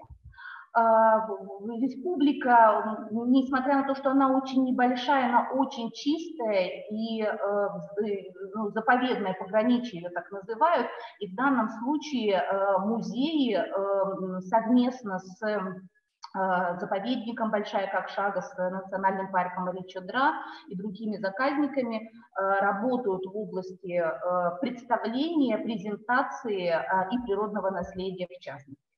Регион очень активен в плане проведения различных мероприятий. 30 крупных, около 30 в среднем культурных событий в регионе проходят, и музейное сообщество во многие события, во многие праздники включается либо как активный участник, либо как профессиональный зритель, который наблюдает за событием, фиксирует это событие и в дальнейшем, соответственно, хранит эту современную историю уже в своих фондах, либо использует уже в своей деятельности, музейной деятельности. Конечно же, нельзя не сказать о Йошкар-Оле. На территории города Йошкар-Ола активно работает 3 музея крупных, 2 государственных музея республиканского уровня и 1 муниципального уровня, музей истории города Йошкар-Олы, который является еще и туристско-информационным центром города Йошкар-Олы. Йошкар-Олу любит, это точка притяжения, основной поток, и для Национального музея Республики Марий-Эл это тоже условия, такие серьезный вызов, который мы должны стойко, скажем так, качественно выдерживать. Объясню почему. Дело в том, что музейный комплекс Национальный музей Республики Марий-Эл является музейным комплексом. Здесь представлено 6 музеев, покажу их на карте отрисованной. Обратите, пожалуйста, внимание, что 4 музея из 6, даже 5, можно сказать, находятся в центре, в туристическом центре города Йошкар-Олы, столицы. Республики Мариэл, и поэтому основной туристический поток проходит через эти музеи. Помимо двух других музеев, которых я назвала: музей истории города Ишкаралы и Республиканский музей изобразительных искусств, Национальная художественная галерея. И совместно с коллегами, совместно с музейщиками Национальный музей Республики Мариэл в данном случае эти потоки на себя принимает, и понятно, что выстраивает различные экскурсионные программы в зависимости от специфики конкретной музейной площадки.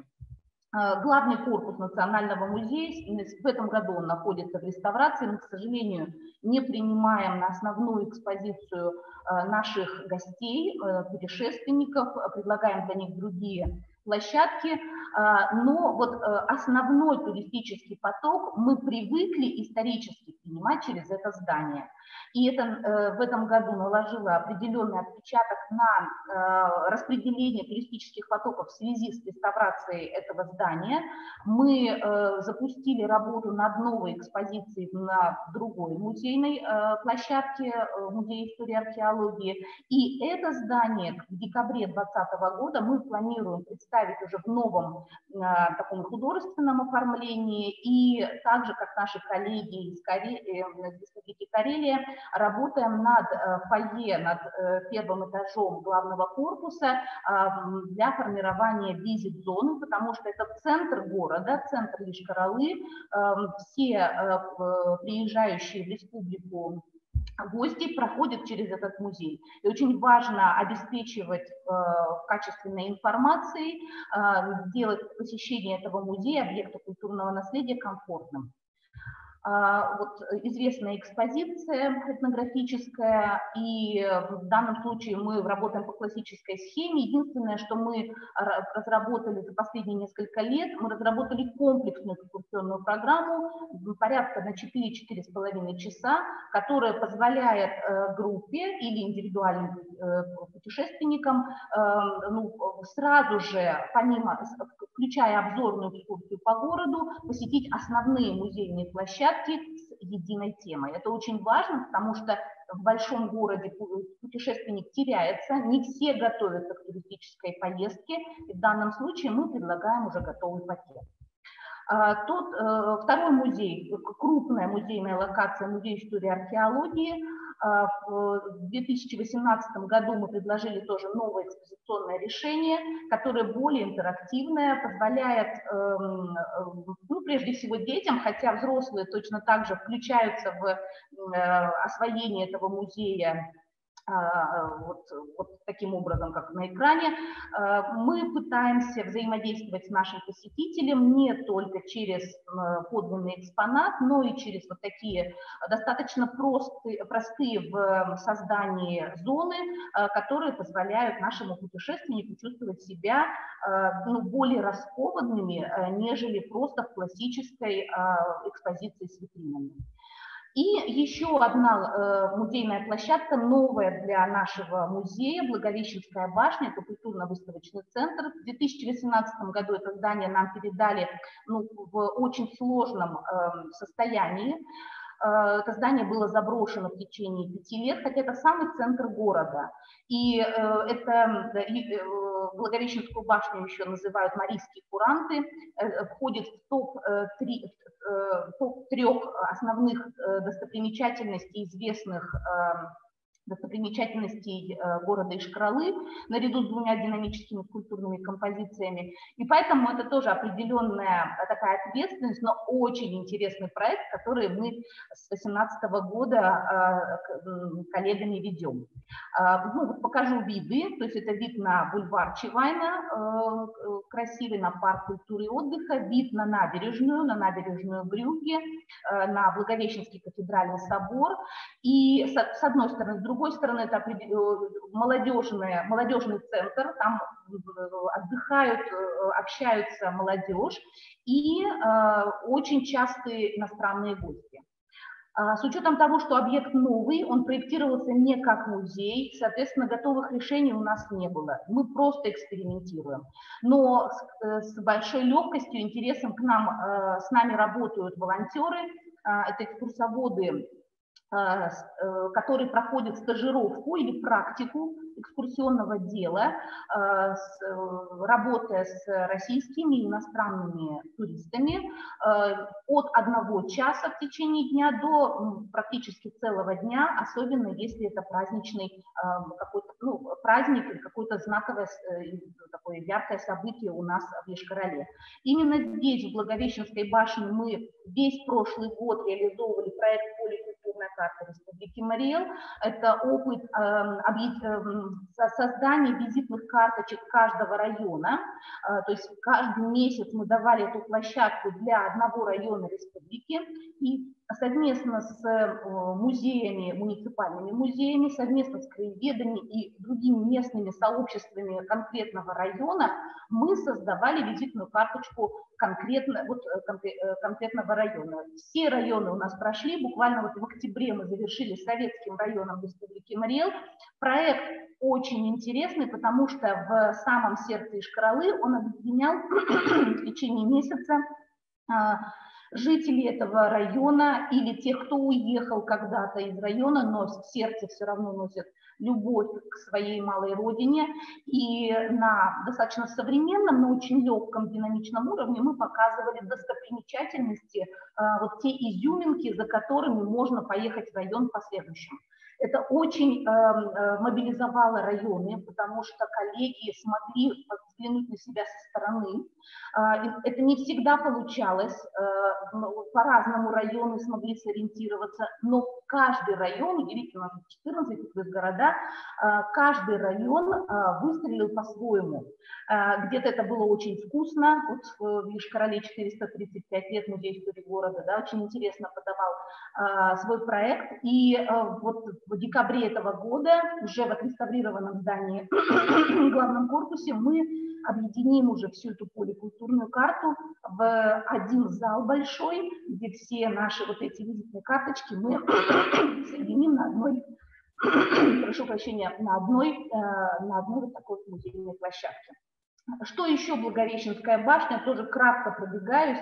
Помимо работы внутри, мы решили, что мы просто обязаны работать снаружи, потому что это центр города, это площадь Республики Пресвятой Девы Марии, нам помогают коллеги, нам помогают партнеры, фитнес-центры, там, музыканты, мы танцуем бачату, ничего только мы не делаем в течение года, это делают не музейные сотрудники, мы только помогаем и даем возможность той или иной инициативе состояться в самом центре города.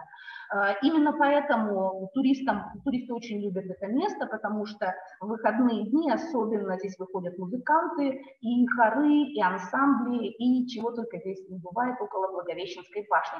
То есть мы, скажем так, работаем над созданием бренда не только и не столько музейного, сколько общекультурного значения. Да? Очень любим, когда у башни танцуют. В этом году мы с коллегами не ставили пианино, но у нас еще под аркой стоит пианино, и каждый любитель может помузицировать в свободное время, в теплое время года. Ну, и обязательно мы встречаем какие-то самые яркие события около Благовещенской башни.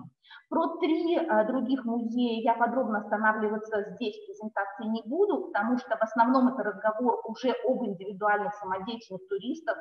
Разговор непростой, и он требует еще проработки с нашей стороны, но тем не менее определенные решения мы тоже в таком техническом, хозяйственном плане уже сделали на некоторых музеях, работаем, да, то есть это просто отдельная презентация. Несколько слов о проекте, еще есть время, коллеги, да? Есть еще буквально 5 минут, да? Да, еще 5 минут. Отлично.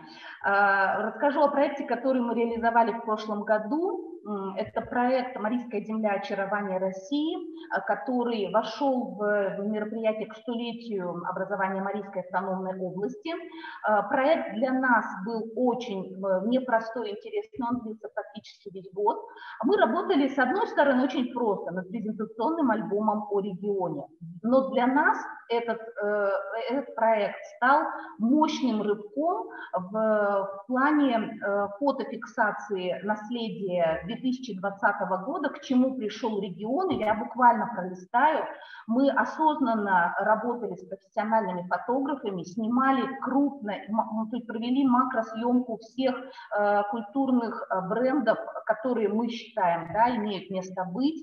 Мы отдельно проводили фотосессии в плане представления туристов у нас на определенных маршрутах в республике, вывозили их. Мы одновременно проводили разведку археологическую, этнографическую для наших музейных экспедиций. И одновременно фактуру фотографировали, понимая, что зачастую нам не хватает для какого-то простого буклета или сайта, или еще чего-то, просто красивого мха, я не знаю, красивых каких-то таких вещей, костюмных комплексов и так далее.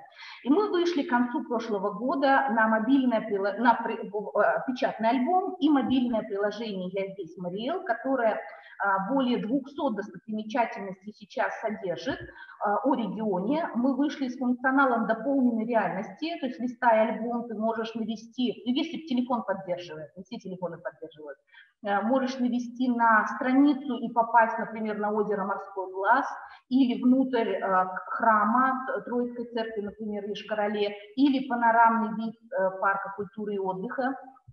И в данном случае это очень...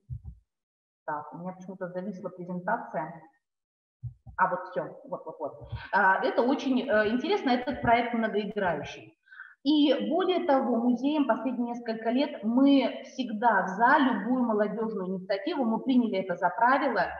У нас проходил замечательный фестиваль иллюстрации «Лес». Для чего мы это делаем? Мы даем на откуп зал молодежи, не музейной даже молодежи, потому что мы понимаем, что это люди, которые работают с нашим городским пространством, с формированием определенных визуальных символов в полиграфии, с формированием вообще идентики каких-то брендов, в том числе и культурных.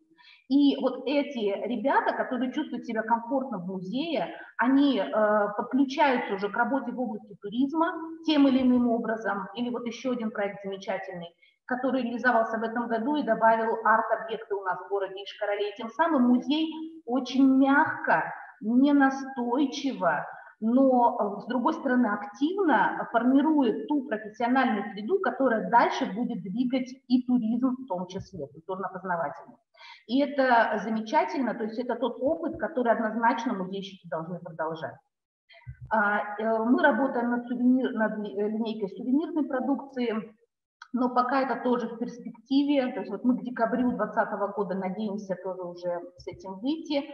Мы являлись соорганизаторами культурно-туристического форума «Чудеса земли Марийской» и тоже поучаствовали в новом оформлении открытой экспозиции в Кривококшайском Кремле, и музей в данном случае тоже может выступать здесь в таких проектах активным участником. И итоговое мероприятие, к чему мы готовимся сейчас, это концерт в Кремлевском дворце, он состоится 8 декабря, где Национальный музей Республики Мариэл формирует выставку о регионе Республика Мариэл, современный регион с 100-летней историей. То есть это тоже определенный вызов для музейного сообщества, для музейщиков, сформировать очень качественную, грамотную выставку, которая позволит внешнему зрителю понять, что есть Республика Мариэл и что есть город Йошкар-Ола в частности. Приглашаем, коллеги, вас принять участие в декабре в нашей конференции «Национальный музей в условиях культурной трансформации», потому что те проекты, которые мы запускаем, уверена, в других регионах они тоже есть, и многие из них касаются и туризма в частности, по работе, например, с молодежью. То есть мы в прошлом году, точнее в этом году, у нас коронавирус нам немножко помешал, запустили интересную гид-лабораторию для десятиклассников. 1584, это год основания нашего царева города на Кокшайге и Йошкар-Олы. И вот как мы работаем с будущими профессионалами туристской отрасли, как мы работаем с краеведением нового типа, что есть Национальный музей, транслятор только прошлых достижений или это попытка каких-то современного разговора о национальной культуре, национальных культурах, для жителей региона или для путешествующих, да, для открывающих себя тот или иной регион. Это очень важно, вот к этому мы вас призываем, и приходим уже по итогу 2020 года к созданию ассоциации музеев Республики Мариэл, которые позволят вот этот потенциал, и туристический в частности, объединить и дать небольшим музеям Республики Мариэл, частным музеям или музеям образовательных организаций раскрыться и расти профессионально, в данном случае уже в вот таком объединенном формате. Ну, на этом, я думаю, все. Говорила я достаточно много. Из таких последних деталей мы приняли для себя решение всех аккредитованных экскурсоводов в Республике Мариэл пускать на наши музейные площадки круглогодично, бесплатно. Это мы сделали уже тоже в 2018 году. Мы, опять же, решили, что надо объединяться не только музейщиками, нужно работать совместно с библиотеками, ДК и другими учреждениями культуры, и не только культуры в районе, для того, чтобы формировать новые интересные туристические маршруты или новые экскурсионные программы, новые территории, да, открывать для жителей крупных городов. Это очень важно. И этот год, конечно, показал, что для каждого жителя уверенно России в этом году очень важно, в фокусе оказалась своя земля, не чужая, хотя мы тоже путешествовали на машинах и открывали для себя Россию, но тем не менее это попытка взглянуть на свой регион, очень яркий, очень такой мозаичный, но очень вкусный, очень атмосферный, и хочется верить, что национальные музеи, и не только национальные музеи, а в целом музеи России, Республики Мариэл, вот пытаются как раз достучаться до каждого и открыть для себя тот или иной интересный культурный бренд, тот или иное интересное село, деревню, какую-то историю, которая забыта или, может, была неизвестна. Ну вот в данном случае я приглашаю подключиться к нашему проекту. Спасибо большое, Светлана Владимировна. Очень интересный и обстоятельный доклад, и он вызвал очень много вопросов. Один из самых первых вопросов. Вот по вашему рассказу понятно, что ваш музей является амбассадором в области туризма в регионе, в Республике Мариэл. Как вы себя ощущаете в этом качестве и какие у вас дальнейшие планы? Ну, я бы сказала следующее. В развитии туризма Республики Мариэл, как очень сложного направления, участвуют сразу же несколько, даже достаточно много организаций. И Национальный музей в их числе. Куратором направления у нас в регионе выступает Министерство молодежной политики, спорта и туризма, который на законодательном, на административном, на государственном уровне принимает решения и занимается организацией комплексной инфотуров, образовательным направлением и так далее. Более того, в каждой локации, в каждом городе, правильно сказать, в городе Ишкарале, в городе Козьмодемьянске, вот у нас в Маркинском, Звениговском районах открыты туристско-информационные центры на базе муниципальных музеев. И это тоже важно, когда муниципальный музей осваивает свою территорию, изучает свою территорию и, соответственно, помогает туристам ее узнать вместе с собой, да, вместе. Поэтому Национальный музей мы тоже активно участвуем, потому что вы видите, что 6 площадок у нас в Йошкар-Оле, и все музеи разные. Поэтому мы принимаем паломнические группы, например, в Музей истории православия. Мы работаем с такими известными уже туроператорами, крупными туроператорами, которые постоянно водят на одну этнографическую экспозицию и не более того. Да? То есть вот такие состоявшиеся уже тур-маршруты, мы в них включаемся. Поэтому мы одни из активных участников, я бы сказала так. Спасибо. Еще один вопрос. Вот вы очень часто упоминаете свои муниципальные музеи, что они тоже достаточно часто и активно работают с туристами. А есть ли у вас какие-нибудь данные, сколько туристов бывает в муниципальных именно музеях? Слушайте, я вам точно не скажу сейчас. Скажу следующее, что статистика, которую я показала в самом начале, 813 тысяч, она во многом, в большинстве своем складывается из экскурсантов, которые посещают музей. Потому что мы приезжаем в малый город или мы приезжаем в деревню, и мы приходим куда? Мы приходим либо в музей, либо в, может быть, дворец культуры, где нас принимает замечательный ансамбль, да? И в данном случае музейщики, музейные организации, они в основном и работают с туристами. Вот. Спасибо большое, Светлана Владимировна. Вопросы пока закончились. Удачи вам. Спасибо. Дальнейших. Спасибо. И 100-летие музея у вас в этом году, вы сказали, да? Да, 100-летие музея мы должны были отмечать активно с 4 марта и весь год.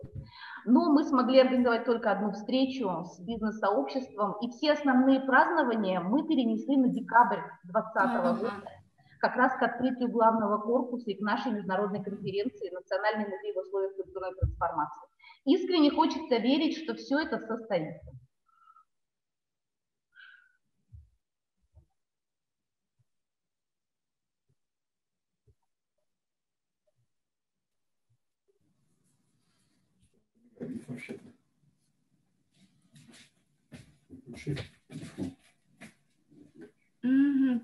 Спасибо большое.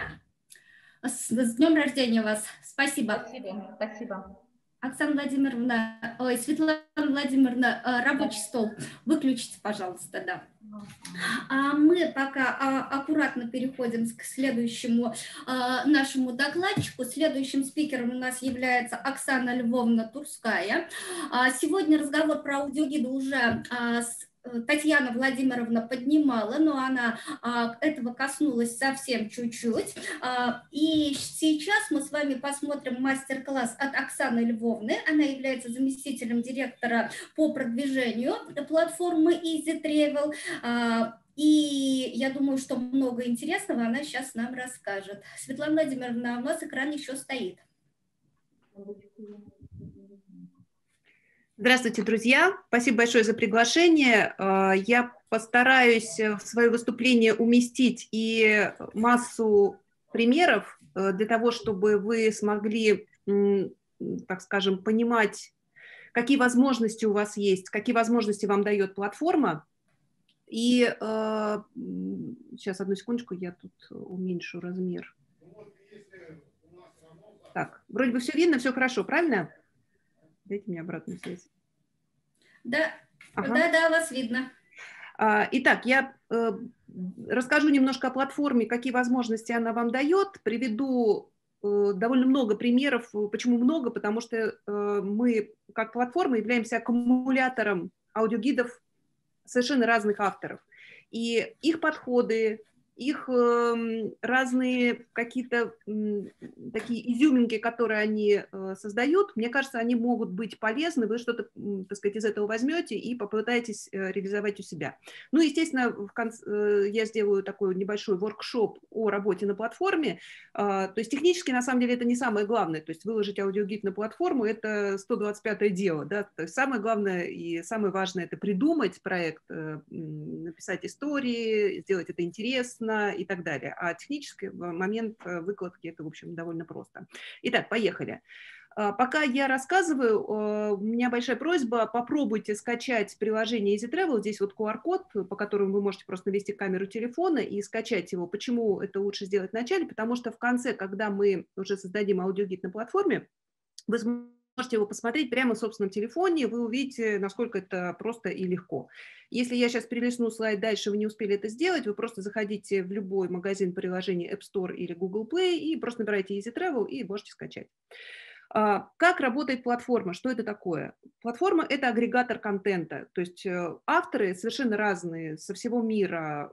Это могут быть музеи, туристско-информационные центры, библиотеки, университеты, краеведы, экскурсоводы, операторы связи. Ну, то есть совершенно никаких ограничений нет. регистрируются, сами создают аудиогиды, выкладывают. Это немножко похоже на YouTube, то есть автор сам регистрируется, создает свой авторский аккаунт и туда выкладывает контент. Дальше этот контент попадает на платформу, и платформа транслирует этот контент через мобильное приложение, уже готовое, которое работает на, ну вот как вы сейчас попробуете его поставить, вы увидите, собственно, в своем мобильном телефоне всю ту копилку гидов, которые сделали авторы по всему миру. На платформе можно делать два типа аудиогидов. Это музейный аудиогид, в котором человек в собственном телефоне получает доступ к историям, он слушает их, гуляет по музею, слушает истории.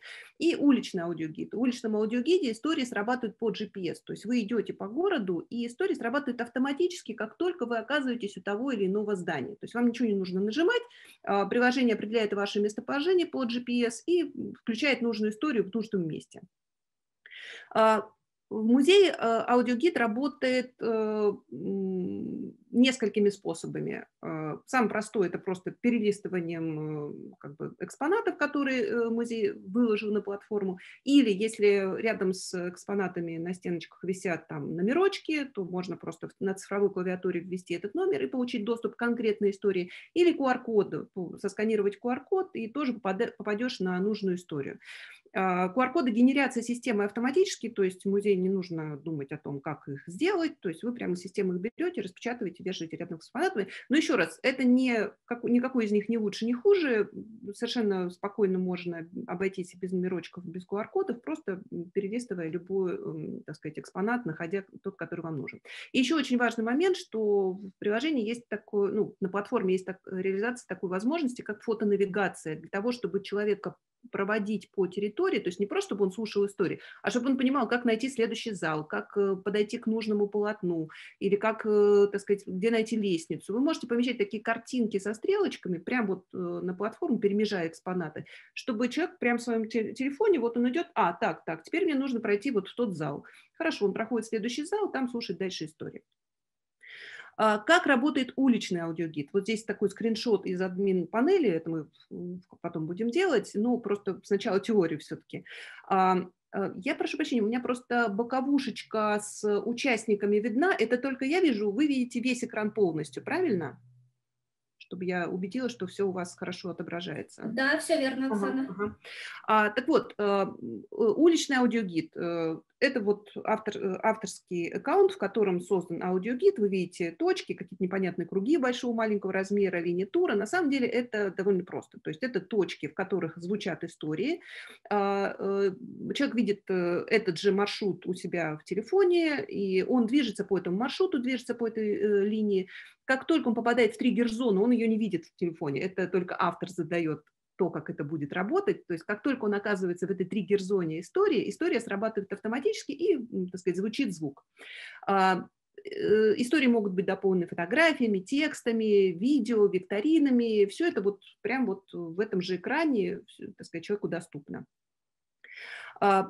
Я уже сказала, что EasyTravel – это открытая бесплатная платформа, на которой любые авторы делают свои аудиогиды. Это так выглядит в масштабах мира, это более 100 стран, 15 тысяч аудиогидов на данный момент уже опубликовано совершенно разными авторами, на 60 языках. Ну, то есть это такая вот глобальная открытая история, немножко похожа на все нынешние открытые платформы, я уже сказала, YouTube, Facebook, там, ВКонтакте, Instagram и так далее. То есть это площадка, которая объединяет разных авторов для того, чтобы контент получал наиболее широкую аудиторию. Чем полезна платформа? Ну, понятно, что это довольно большая аудитория, которая уже пользуется приложением и которой потенциально у вас есть доступ. То есть, размещая контент на платформе, у вас теоретически, так сказать, вся аудитория приложения может быть ваша. Контент получает геопривязку, то есть это не временная привязка, да, то есть вы опубликовали там видео на YouTube выложили или там статью какую-то сделали, еще что-то, и вот как бы они слоями погружаются вниз, потому что возникают все время новые слои. Здесь такого нет, потому что у вас контент геопривязан, он показан человеку именно в городе, когда он оказался рядом с каким-то объектом. И здесь нет временного фактора, здесь есть только координатный фактор, поэтому ваш контент всегда будет актуален. Удобство платформы вы сами делаете, сами публикуете, вам никого не надо спрашивать никакое разрешение, вы совершенно спокойно сами управляете вашим собственным аккаунтом. И самое главное, что это готовое уже технологическое решение, то есть вам не нужно тратиться на разработку своих приложений, своих каких-то технологий и так далее. Вы используете готовый работающий инструмент.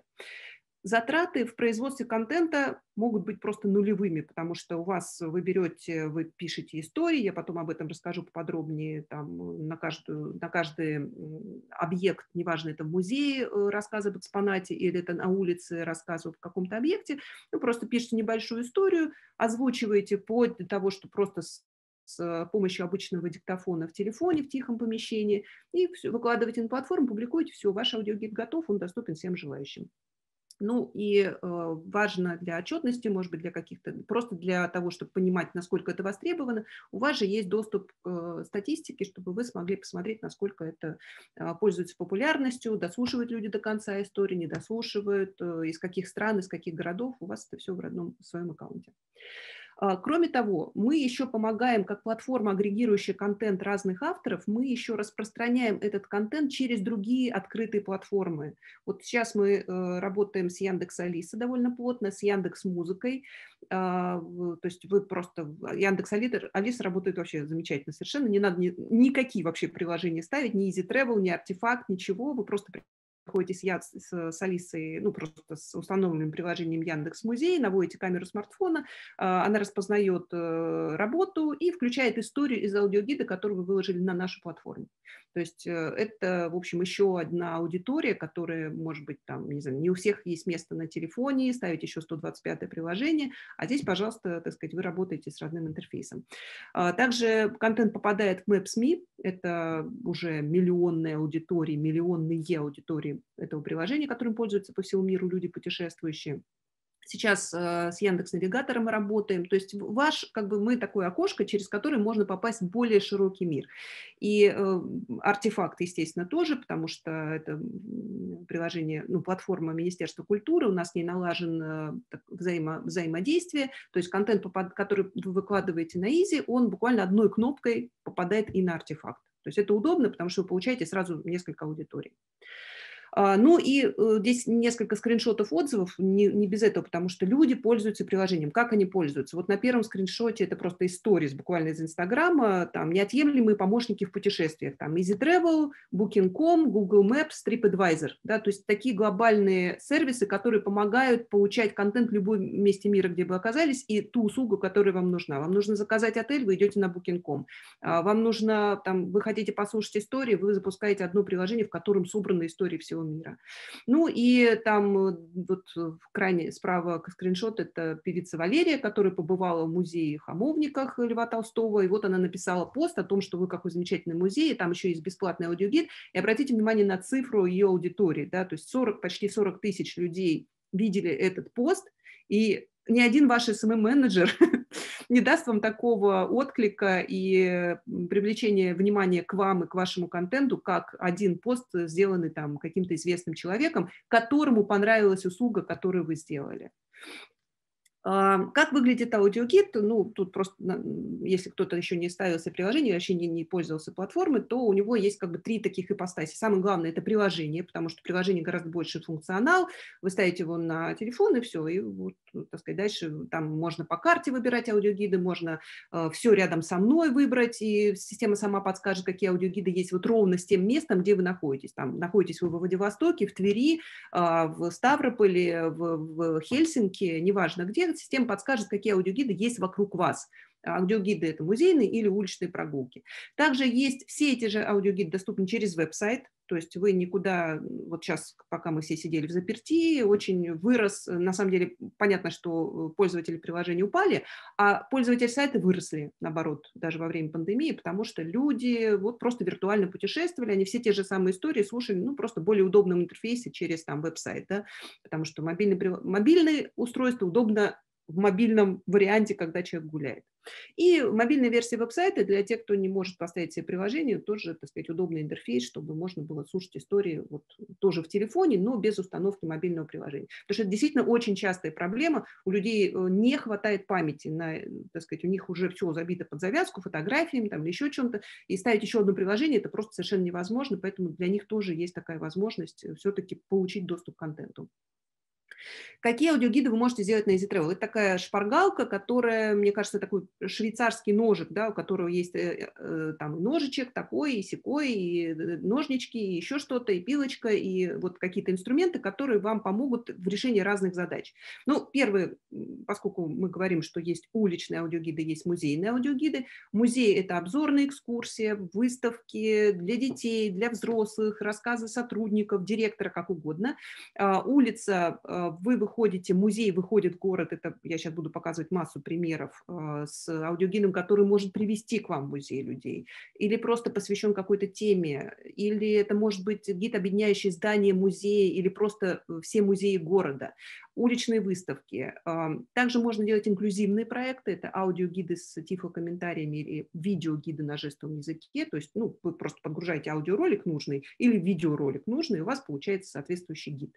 Ну и инструментарий там мультимедийный, да, это фото, видео, там тексты, ссылки, гиперссылки внутри, викторины, мультиязычность, это тоже все вот заложено в системе. Поехали по примерам. Поскольку мы работаем с музеями, ну, в смысле, сегодня аудитория музейщиков, я не могла обойти эту тему. Я покажу несколько примеров, буквально 5 штук, с кусочками звука, чтобы вы тоже немножко представили, что аудиогид – это в первую очередь звук, это воздействие через уши, да, слушателя. И если, ну, как бы, можно много говорить, но лучше один раз услышать. Вот, поэтому мои примеры будут включать еще какие-то звуковые такие примеры, и у вас какое-то представление более широкое, 3D такой появится, да. Ну, первый пример – это из Ярославля, Ярославский художественный музей. Мне очень понравился их такой подход, когда вас ведут по экспозиции. Кстати, обратите внимание, в качестве экспонатов выбраны не конкретные вещи, а просто залы. То есть про парадный зал рассказ, про там, общее, про ярославские портреты, кабинет губернатора. То есть здесь не конкретные вещи идут в аудиогиде, а вот просто общие истории. Почему бы нет? Так вот, ведут вас музейный сотрудник и посетитель, который пришел в музей и немножко такой скептически, так сказать, относится к тому, что ему рассказывают, задают вопросы какие-то, и вот терпеливый сотрудник ему рассказывает. А вы, как слушатель, вы как будто бы рядом с ними идете и слушаете их беседу. Какой большой светлый зал, много окон, вид в парк и портреты. Неужели все они здесь жили? Петр I, Елизавета, кажется, еще и Екатерина II? Нет, конечно. Здание построено в начале XIX века для губернатора. Много не показываю, чтобы экономить время, вы сами это все можете послушать. Вот просто подход, да? Мужской и женский голос, аккуратная музыка на фоне, дружелюбность, дружелюбие в рассказе, да, то есть вот располагающий голос и того, и другого персонажа. Вот это все воздействует на человека довольно сильно, потому что ну, мы любим, когда нас любят, да, мы любим, когда мы чувствуем, когда к нам по-доброму относятся, и вот в этом аудиогиде это тоже это чувствуется. Здравствуйте, да. Меня зовут Елизавета Фокина. Я генеральный директор музея-заповедника Царицына, и я приглашаю вас прогуляться по дачному Царицыну. Здравствуйте. Это еще один был подход, когда вас не знаю, по территории музея или по городу, или по музею вас ведет человек, который в этом музее работает, и в данном случае директор музея. Да? То есть фактически каждый посетитель, так сказать, музея может погулять с директором по экспозиции. Мы говорим все-таки больше о самостоятельных путешественниках, то есть не о людях, которые приходят на экскурсии, любят вот это живое эффект общения. Да? Мы говорим о тех людях, которые предпочитают гулять самостоятельно, предпочитают получать информацию самостоятельно. И вот чтобы охватить эту аудиторию, тоже вовлечь их в нашу информацию, в наши истории, да, вот, собственно, для этого и делаются вот такие проекты, для того, чтобы люди не проходили мимо, чтобы они ушли отсюда со знаниями, полюбили это место и вернулись сюда еще и рассказали своим друзьям. Поэтому вот тут вот, мне кажется, можно спокойно относиться к тому, что вот есть отдельная аудитория, люди, которые приходят на экскурсии, и отдельная аудитория людей, которые путешествуют самостоятельно и никогда не приходят на экскурсии. Это, на самом деле, возможность их привлечь.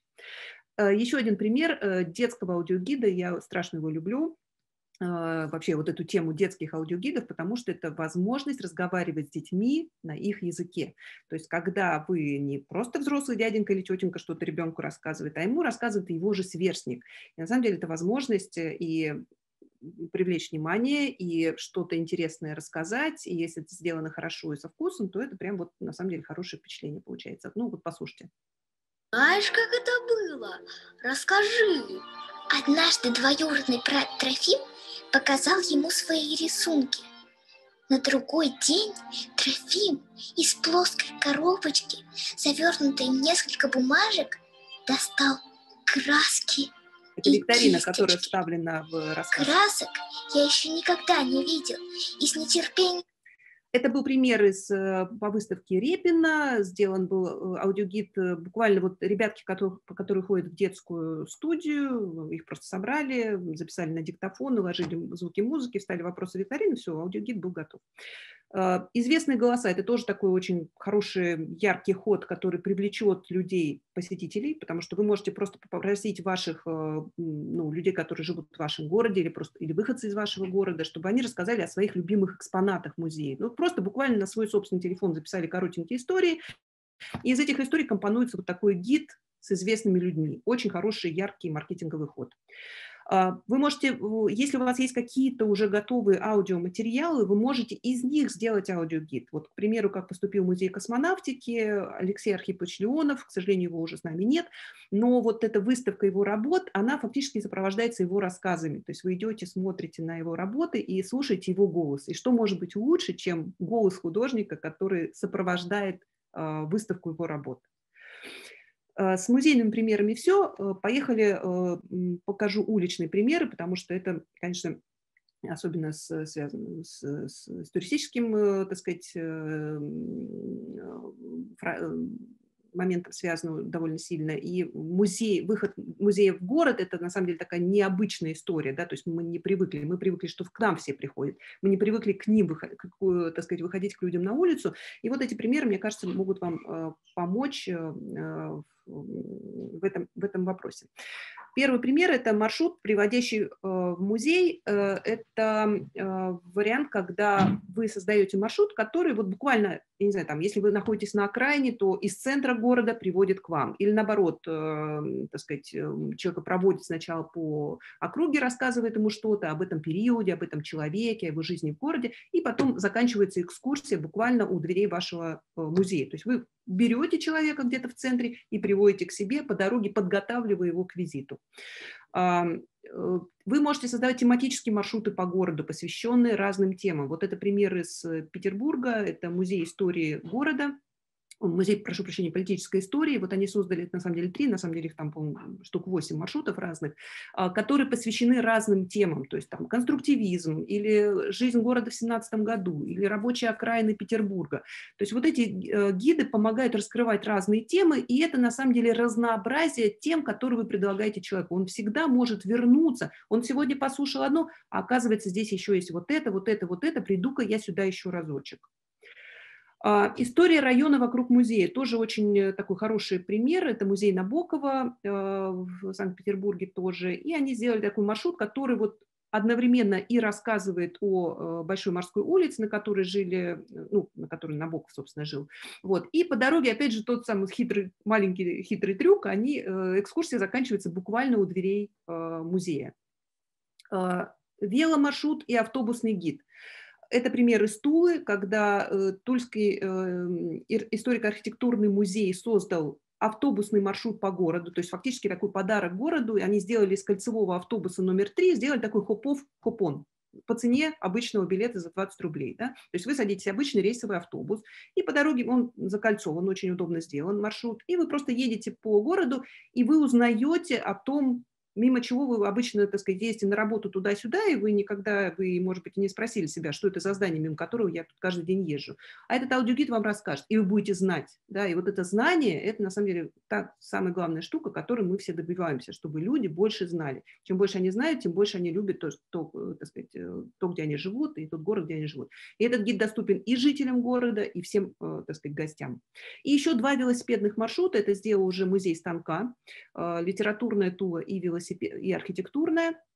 Это разные маршруты, которые ты садишься на велосипед, едешь по городу, тоже слушаешь истории. Небольшие гиды, то есть вот этот автобусный там 23 истории, 24 истории.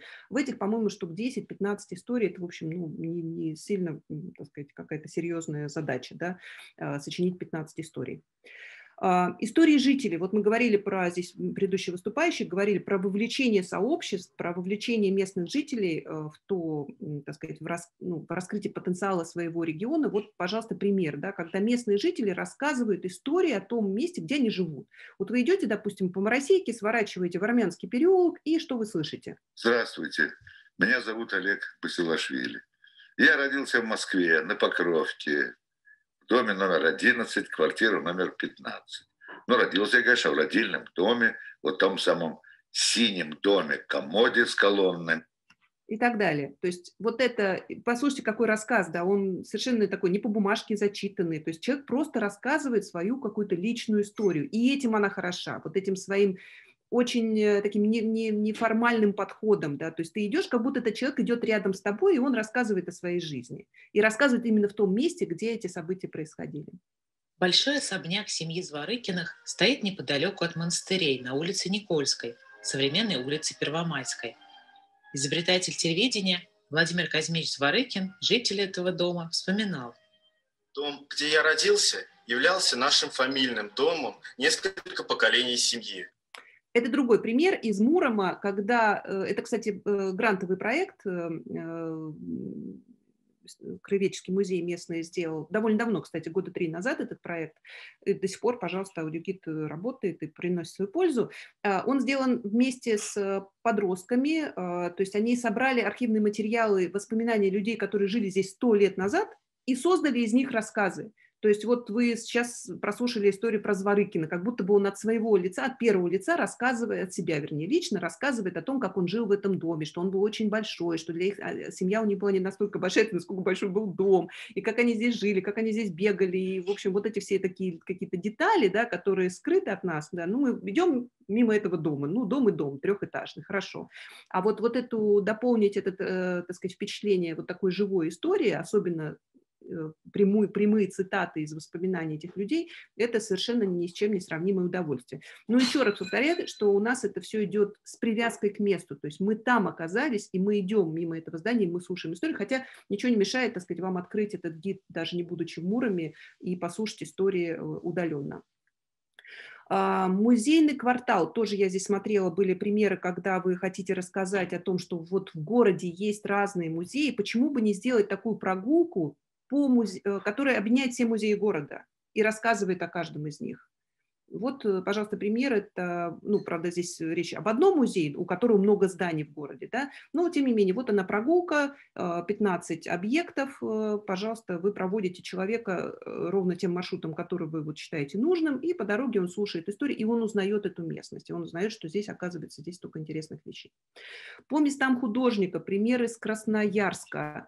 Музей Сурикова, который расположен в Красноярске, они сделали гид для Москвы. Почему для Москвы? Потому что Суриков жил в Москве. И они сделали маршрут, казалось бы, Красноярский музей, причем здесь Москва. Да? Тем не менее, они сделали такой маршрут, который рассказывает о жизни художника в том месте, где жил художник.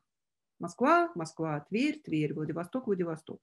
То есть это никаких ограничений нет, пожалуйста, такие варианты тоже возможны. Автомобильный аудиогид, который приводит к вам людей, то есть я говорила о том, что приводит к вам людей, так сказать, гид из центра, так сказать, к вам, да, города, в одном городе. А здесь посмотрите, какой необычный пример сделал музей-заповедник Шолохова. Они приводят людей к себе из Ростова-на-Дону. Они сделали автомобильный аудиогид, который приводит... который начинается в Ростове, заканчивается у них. По дороге там и воспоминания Шолохова, и отрывки из Тихого Дона, и какие-то казачьи песни, там чего только нет, он очень классно сделан, на самом деле, очень весело. Вот. И по дороге получается, что у вас не скучная дорога, то есть пока вы едете в эту усадьбу, вы уже и послушаете этот Тихий Дон, напомните себе, если вы его никогда не слышали, не читали, да, и вам захочется, может быть, это почитать, потому что вы прям вот едете по этим местам, вы чувствуете воздух этот, да, вы понимаете, что именно здесь это все события происходили. Вот, то есть это тоже такой классный элемент вовлечения, еще пока даже человек не дошел до вас. Квест. Примеры с Калининграда. Музей янтаря сделал это для ночи музеев. Они сделали такой велоквест, когда вы движетесь по городу, и каждая следующая локация открывается только после правильного ответа на вопрос. Вот, пожалуйста, тоже такой есть инструментарий. Вы просто создаете вместо уличного тура такой квест. У меня есть отдельные на эту тему воркшопы. Вот, и просто, получается, человек, так сказать, добавляете еще такой элемент геймификации, чтобы подумал человек, посетил, может быть, музей, если там какие-то разгадки есть, да. Ну, в общем, такая возможность сделать еще такой необычный проект и особенно молодежь привлечь, потому что вся эта загадочность – это очень тема интересная для молодежной аудитории.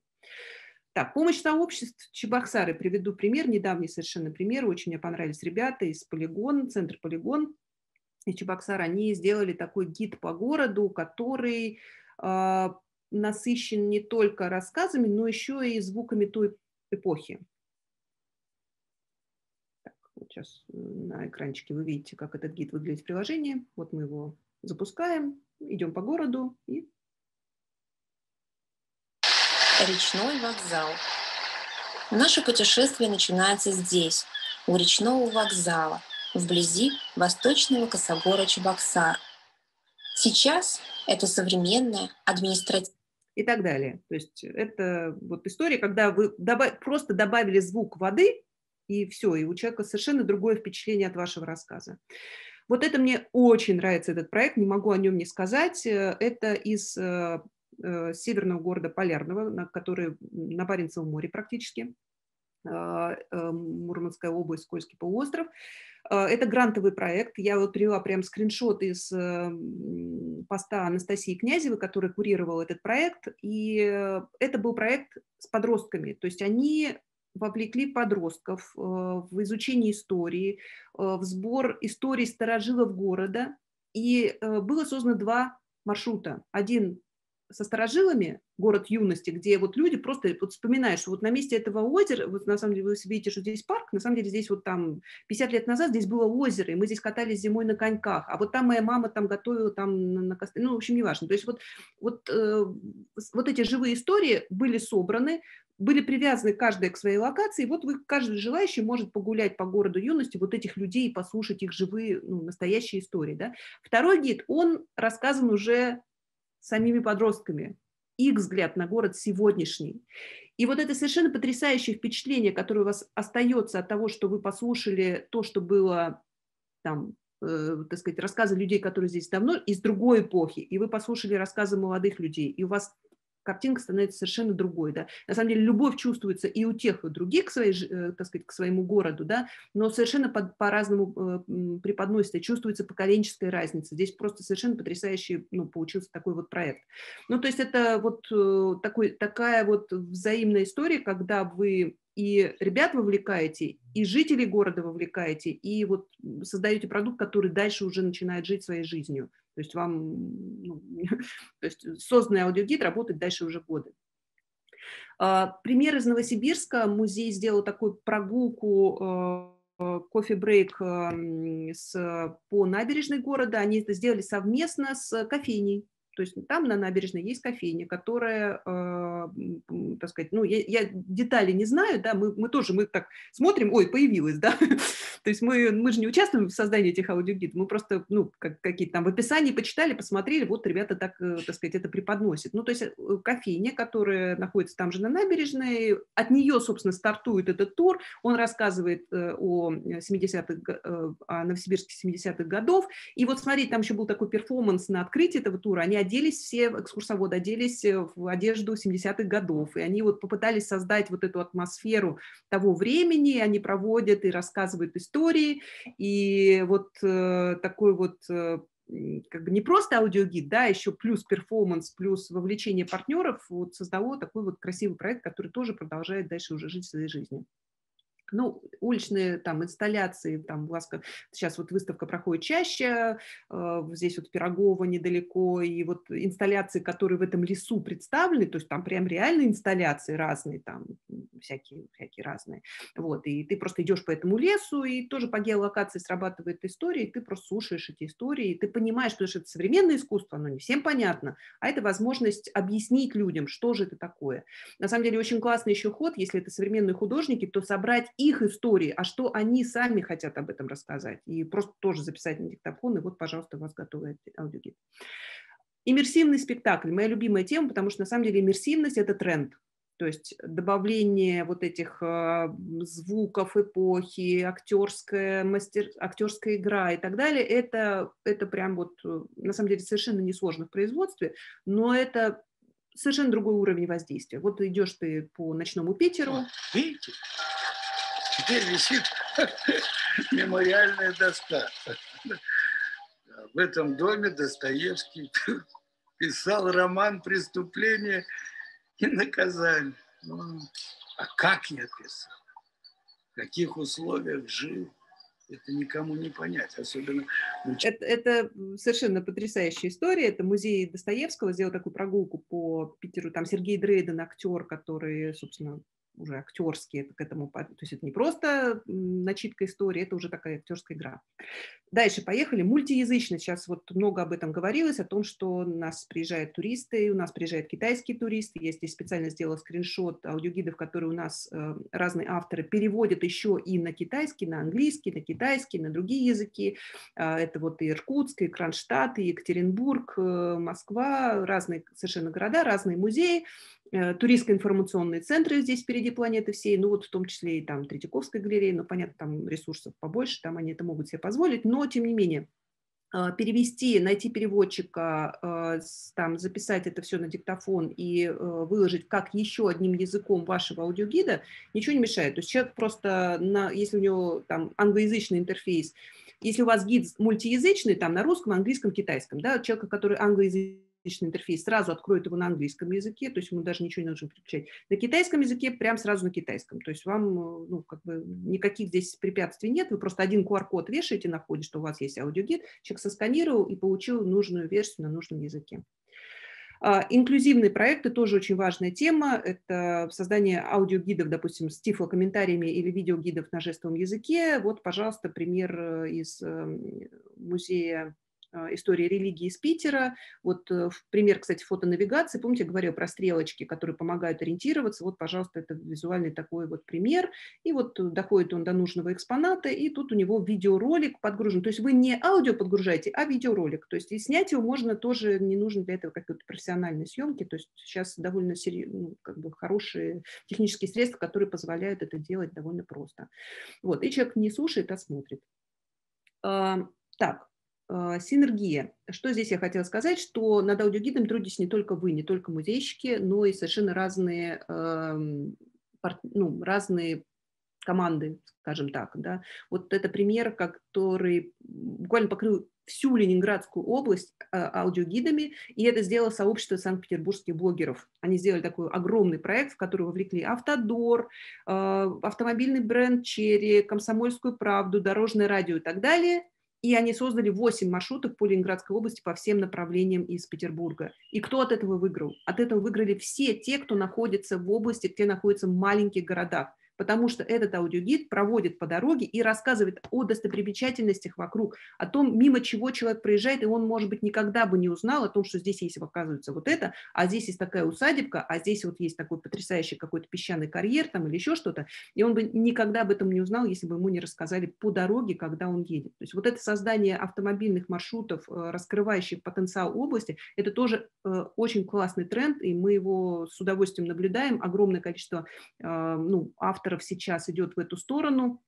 и туристские информационные центры, и автомобильные бренды, и Автодор. Вот я сейчас буду показывать пример. Сейчас вот из Вологды еще пример небольшой, мне очень нравится, давнишний, прям один из первых, кстати, туристско-информационный центр Вологодской области. Они сделали 3 маршрута по области, привлекли National Geographic, журналистов National Geographic, такой был партнерский проект.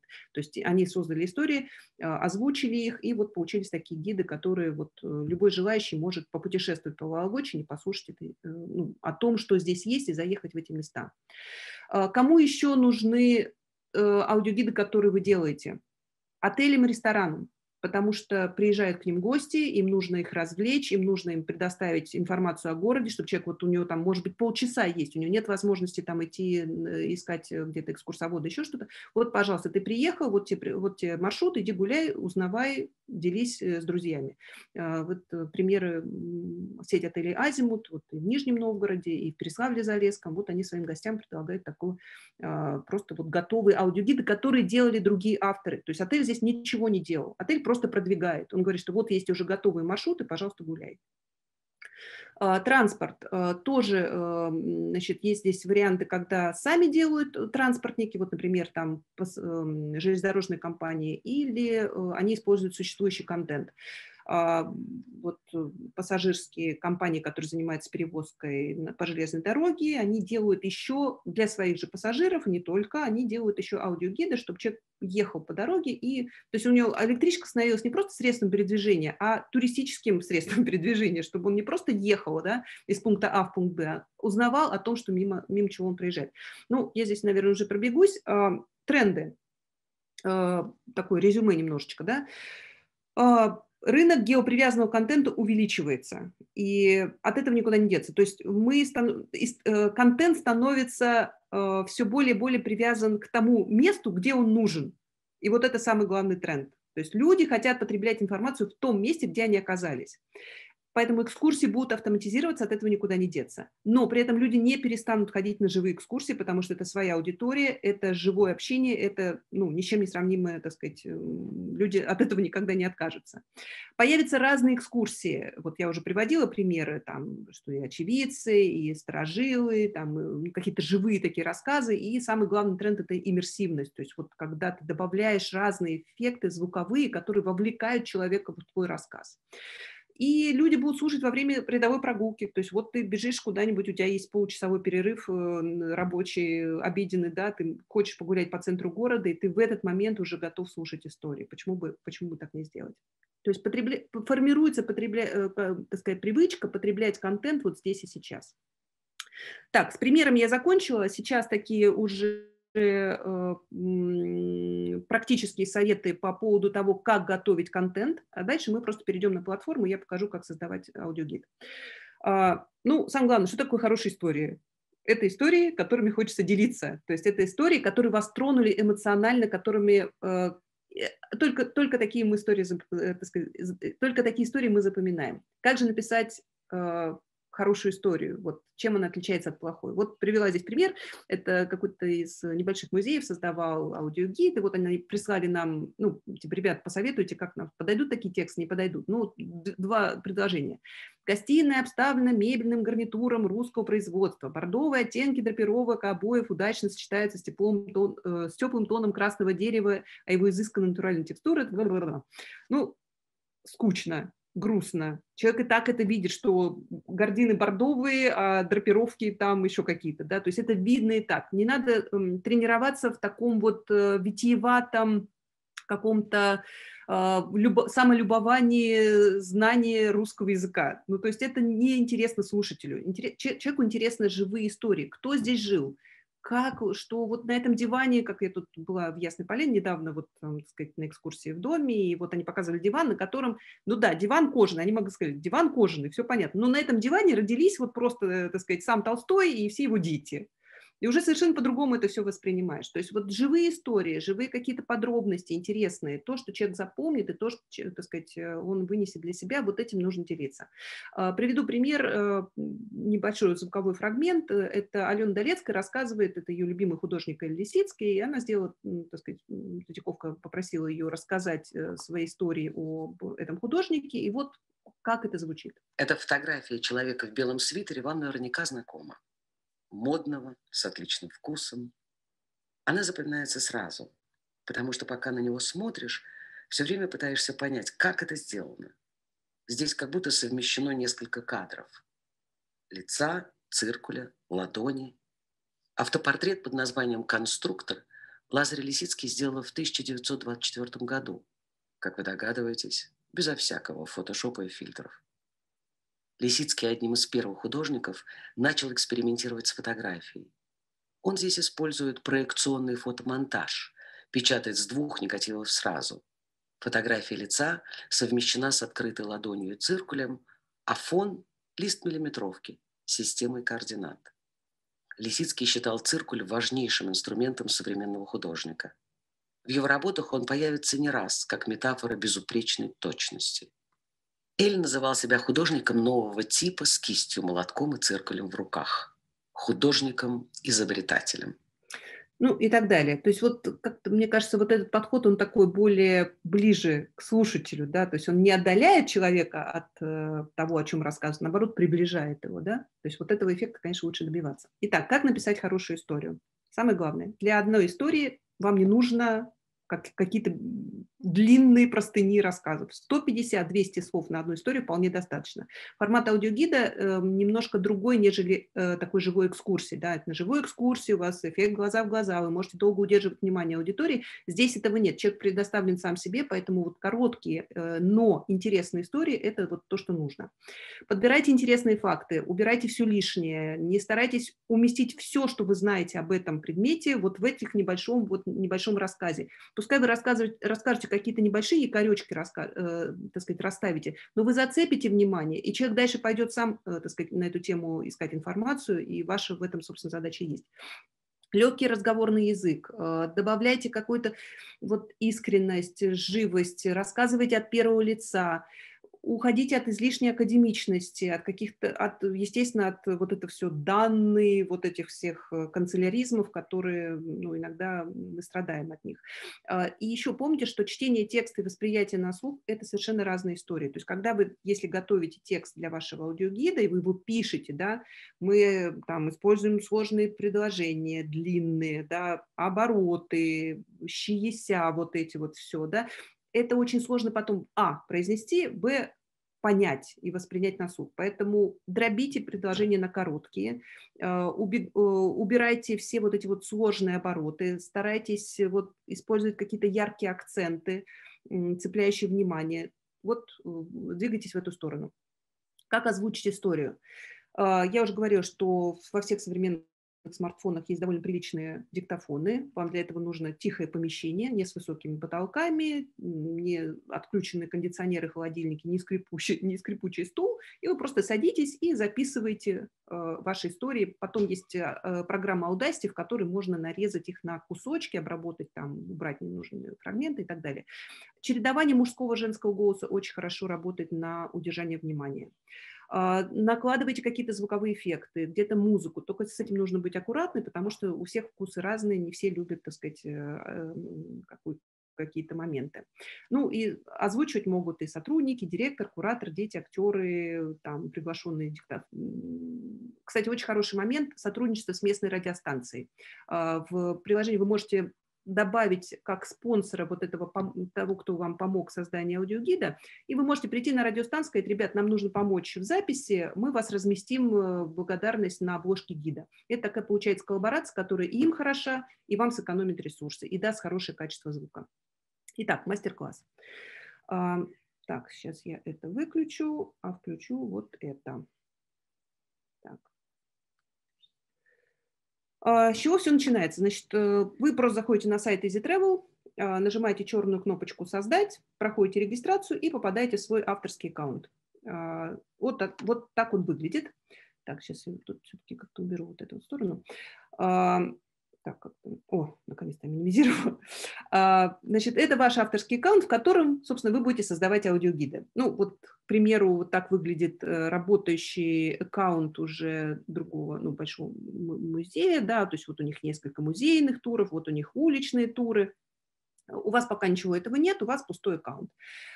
Прежде чем вы начнете создавать свой аудиогид, в принципе, здесь интуитивно понятный интерфейс, но я бы рекомендовала посмотреть обучающие материалы.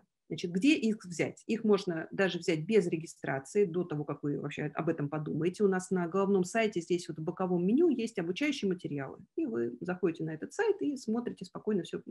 Или вы можете прямо если вы зарегистрировались, вот здесь есть раздел «Справка», и здесь есть блок, посвященный музеям, блок, посвященный уличным турам, о том, как готовить материалы для аудиогида. Тоже вы попадаете, собственно, на этот же сайт отдельный Easy Travel Help, в котором собраны все материалы в помощь вам. Вот блок «Музейные туры». Здесь есть вот буквально 3-минутный ролик, который вам покажет, какие кнопочки нажимать, куда подгружать аудио, куда текст, как публиковать гид.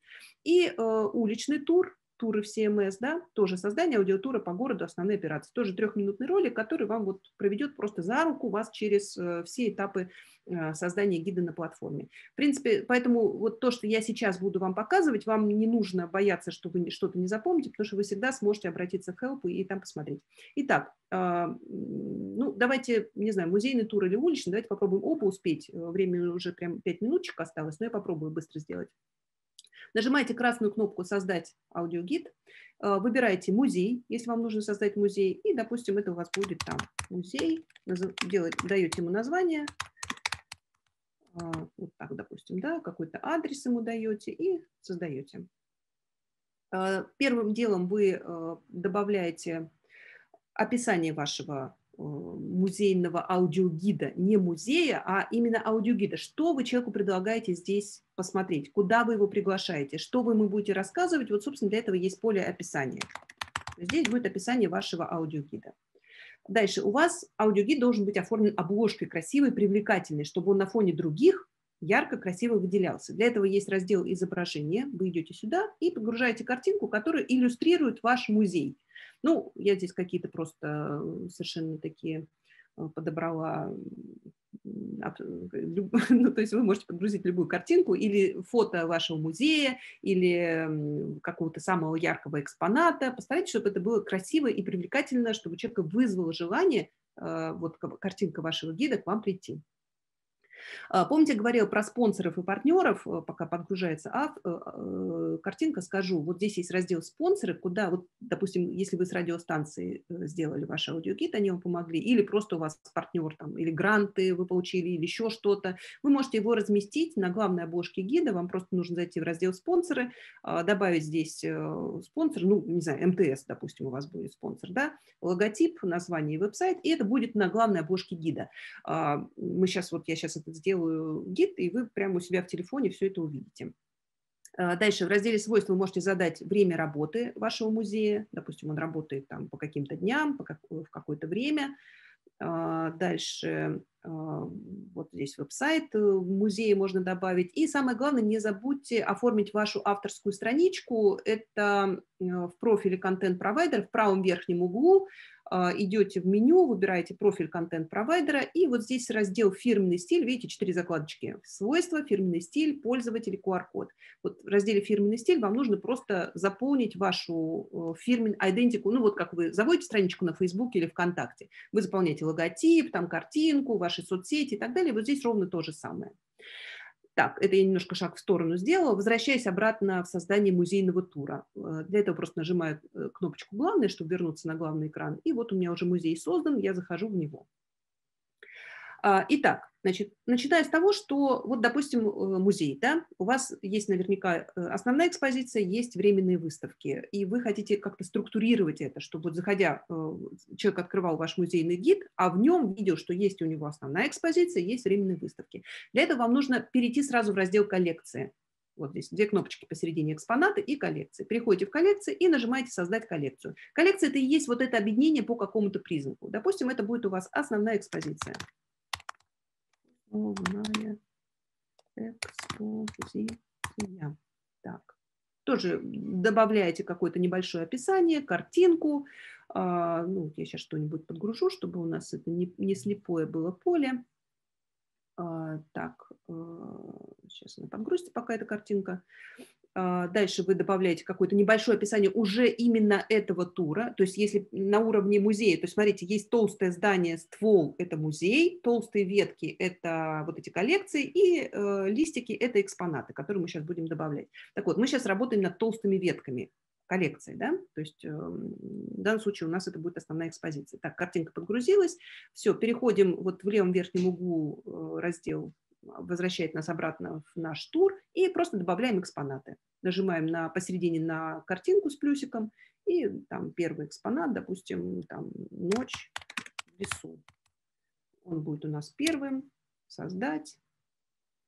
Тоже добавляем сюда какой-то контент, добавляем картинку, добавляем описание. Вот здесь уже добавляем звуковой файл. Собственно, аудиогид – это звуковой файл. Для этого вам нужно нажать на вот эту кнопочку «Аудио», выбрать файл.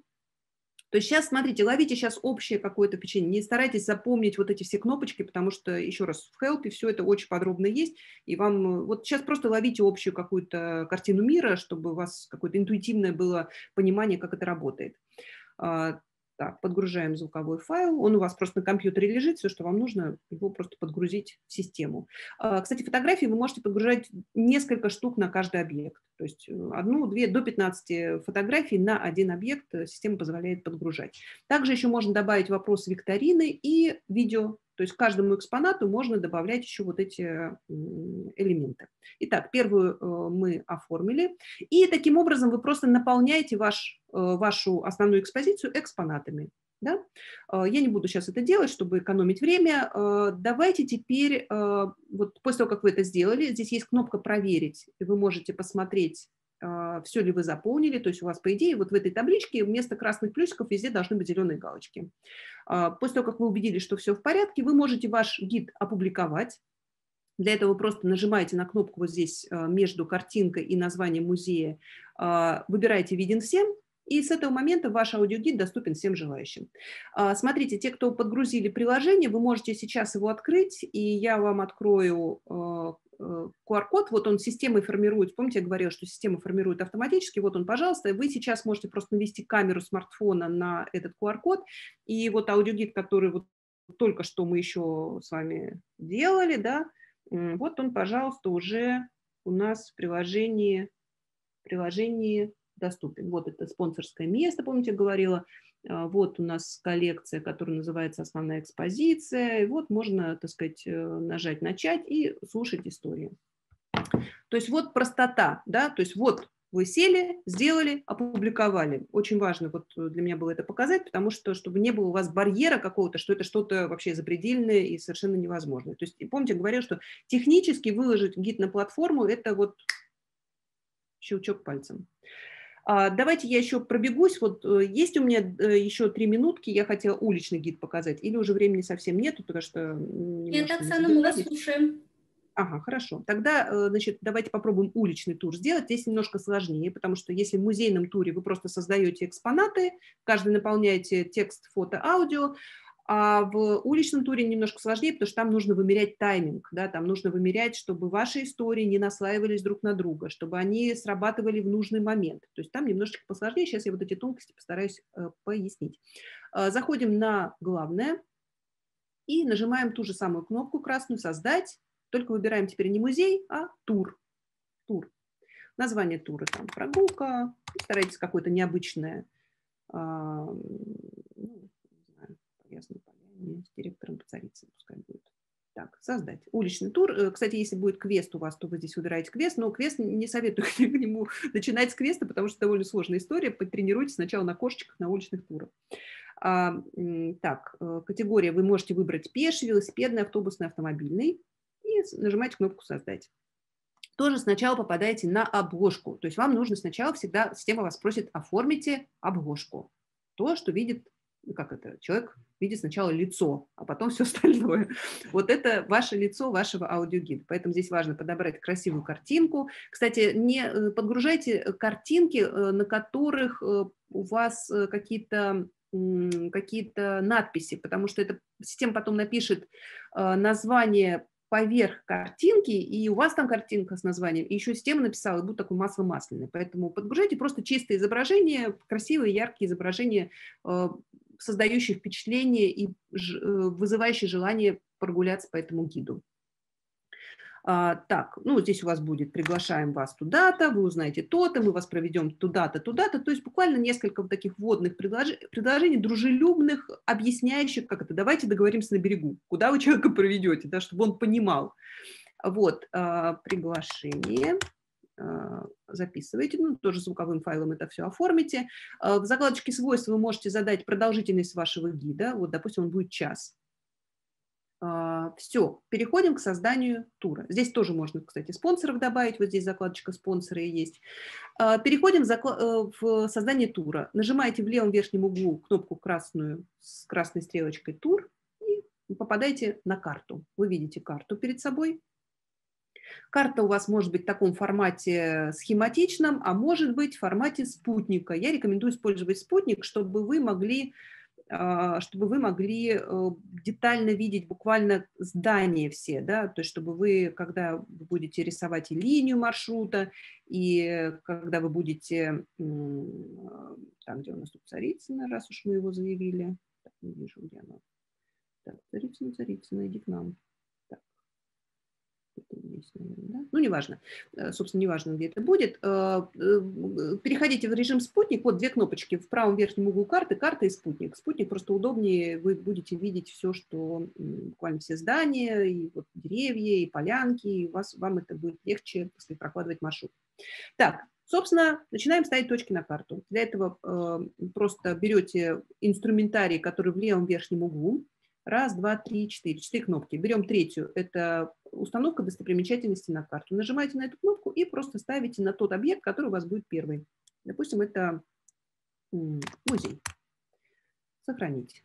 Вот появилась у вас первая точка. Дальше. Эту же кнопку нажимаете и, так сказать, вот здесь улица Луганская. Здесь вы расскажете об улице. Смотрите, объектами на маршруте могут быть не обязательно физические объекты. Объектами на маршруте могут быть просто истории. Вот, допустим, дачная Царицыно. Вот вы хотите рассказать, пока человек здесь идет, вы хотите ему рассказать о том, что здесь было 100 лет назад. Царицыно. Ну, если это относится к вашей теме. Дальше вы таким образом... Так, сейчас, извините, у меня здесь кошка скребется, просит выпустить. Сейчас, секунду. Маша, выходи. Так, дальше вы ставите еще, какое-то количество точек. Я просто абстрактно ставлю фонтан, не знаю, тут у вас будет фонтан. Вот, у вас появилось 4 точки на маршруте. Вам нужно теперь проложить линию маршрута, которая их объединит, да, то есть чтобы человек на экране телефона, он видел, куда ему идти. Вам нужно выбрать вот этот инструмент «Линия».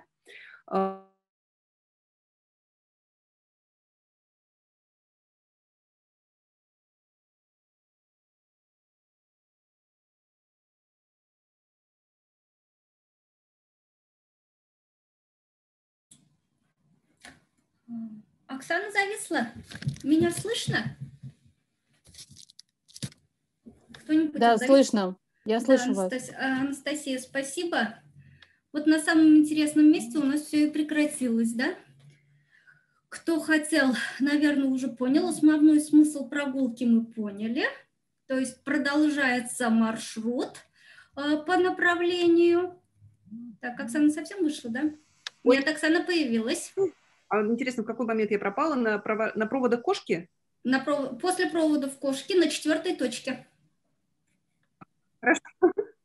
Где мы нажимали на... Так, сейчас я демонстрацию включу. Угу. Да, вот я сейчас включила. Видно экран? Да, все видно. Так, все отлично. Так, идем дальше. Значит, я прокладываю линию маршрута. Так, сейчас она подгрузится, сейчас чуть-чуть. Ага, вот. Желательно прокладывать ее так, чтобы она у вас проходила прямо по пешеходным переходам. Поэтому, то есть еще раз, человек, он же в этом месте может первый раз, да, и вот он, не знает, где переходить дорогу, чтобы его не перевести там через какую-нибудь трассу, да, там, типа, вот тебе туда, где хочешь там переходить. Покажите ему, где пешеходный переход. Вот в данном случае я вот вижу, что здесь пешеходный переход, я ровно через него и веду человека. Так, то есть вы так прокладываете линию маршрута, просто ставите точки, узловые точки на всех местах. Так, здесь я промахнула, здесь можно прямо и направо. Ну, вот условно так. Все, сохраняем. То есть проложили линию, сохраняли. Ее можно поменять в любой момент. То есть вы можете кликнуть по этой же кнопке добавления линии и вот за эти узловые точки вот так вот просто вот таскать, да, и как-то вам, вдруг, допустим, вы еще какую-то точку добавите по маршруту, вам нужно туда завести человека. Вот, пожалуйста, можете таким образом делать вот такие петельки. Как добавлять? Вот вы сделали маршрут, потом поняли, что вам хорошо бы еще вот об этом объекте рассказать. Пожалуйста, нажимаете на кнопку вот эту, опять же, добавление достопримечательностей и добавляйте ту точку, которую вы хотели, забыли добавить. Дом, не знаю, Павлова. Сохранить. Вот она у вас добавилась. Только она у вас появилась пятой, да, то есть у вас 1, 2, 3, 5, 4. Получается нелогично. А вам нужно пятую передвинуть на место после третьей. Вот она стала четвертой. Так, дальше вам нужно в каждую точку подгрузить контент. Для этого просто кликаете по каждой точке. Здесь такой карандашик, это значит редактирование точки. Кликаете сюда и попадаете в описание. У каждой точки есть вот такая своя страничка описания.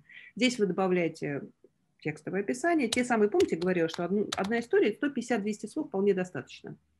Дальше вы подгружаете картинку, которая иллюстрирует вашу конкретную точку. Опять же, до 15 картинок на один объект. Можете также подгрузить еще видео, можете подгрузить викторину, если хотите какую-то геймификацию добавить. Все, ваша точка оформлена. Ну, естественно, аудиофайл, который расскажет историю об этом объекте. Вы все это добавляете. И так вы делаете для каждой точки. То есть у вас каждая точка должна иметь три момента. Текст, фотографию и звук.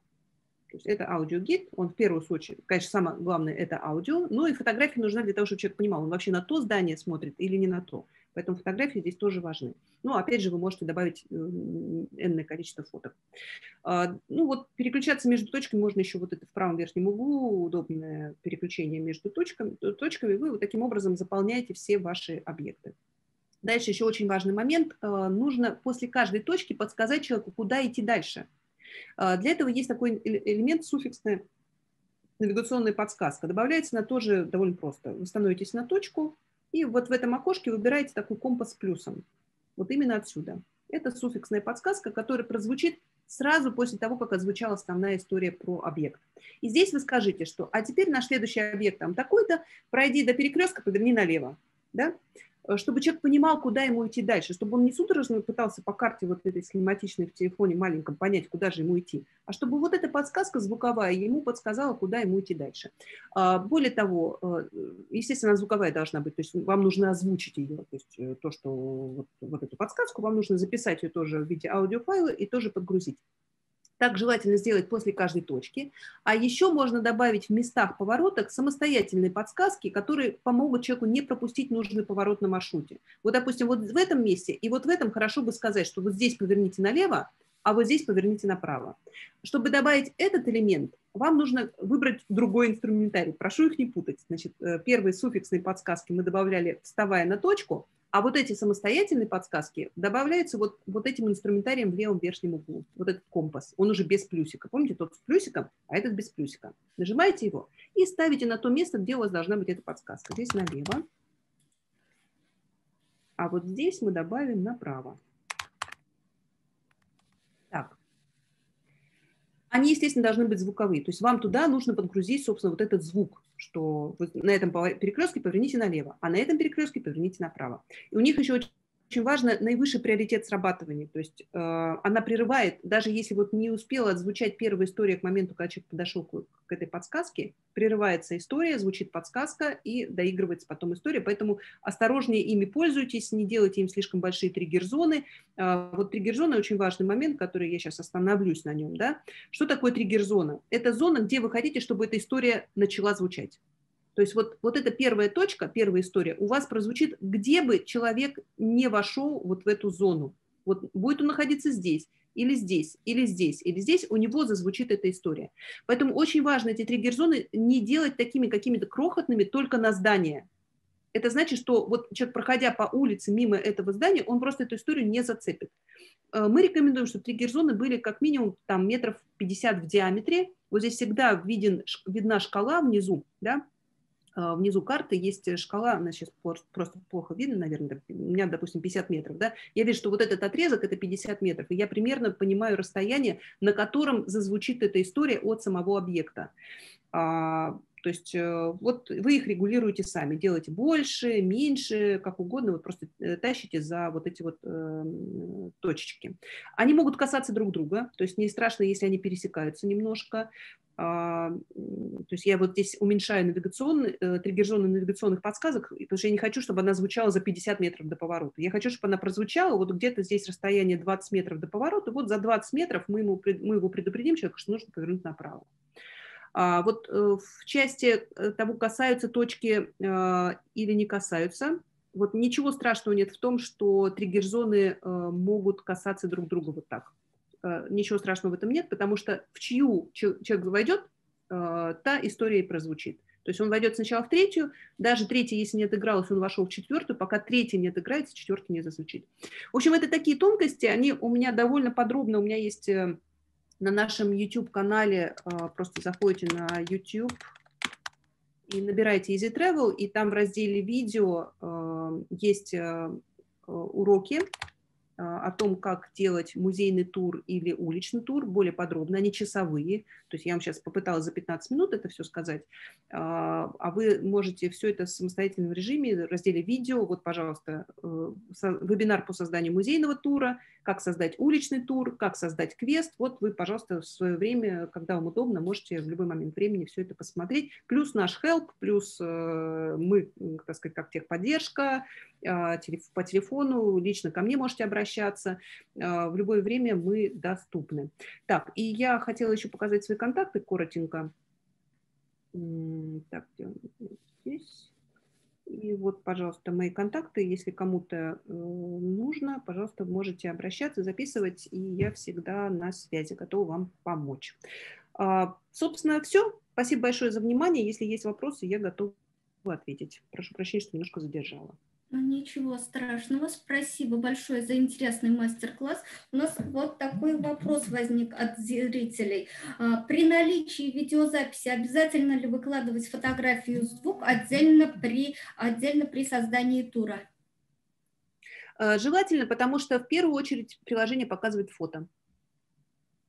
То есть он сначала, вот вы открываете любой аудиогид на платформе, первое, что вы видите фотографию. Видео – это уже опционально. Понимаете, видео, можно у нас погружать видео и как ролик, и как ссылку на YouTube, но надо понимать, что человек пользуется этим как аудиогидом. То есть видеогид – это скорее, вот, кстати, очень важно еще как в истории, если вы хотите какое-то видео показать, вы в звуке скажите, что вы можете еще посмотреть видео, потому что человек может не заметить даже, что у вас есть видео.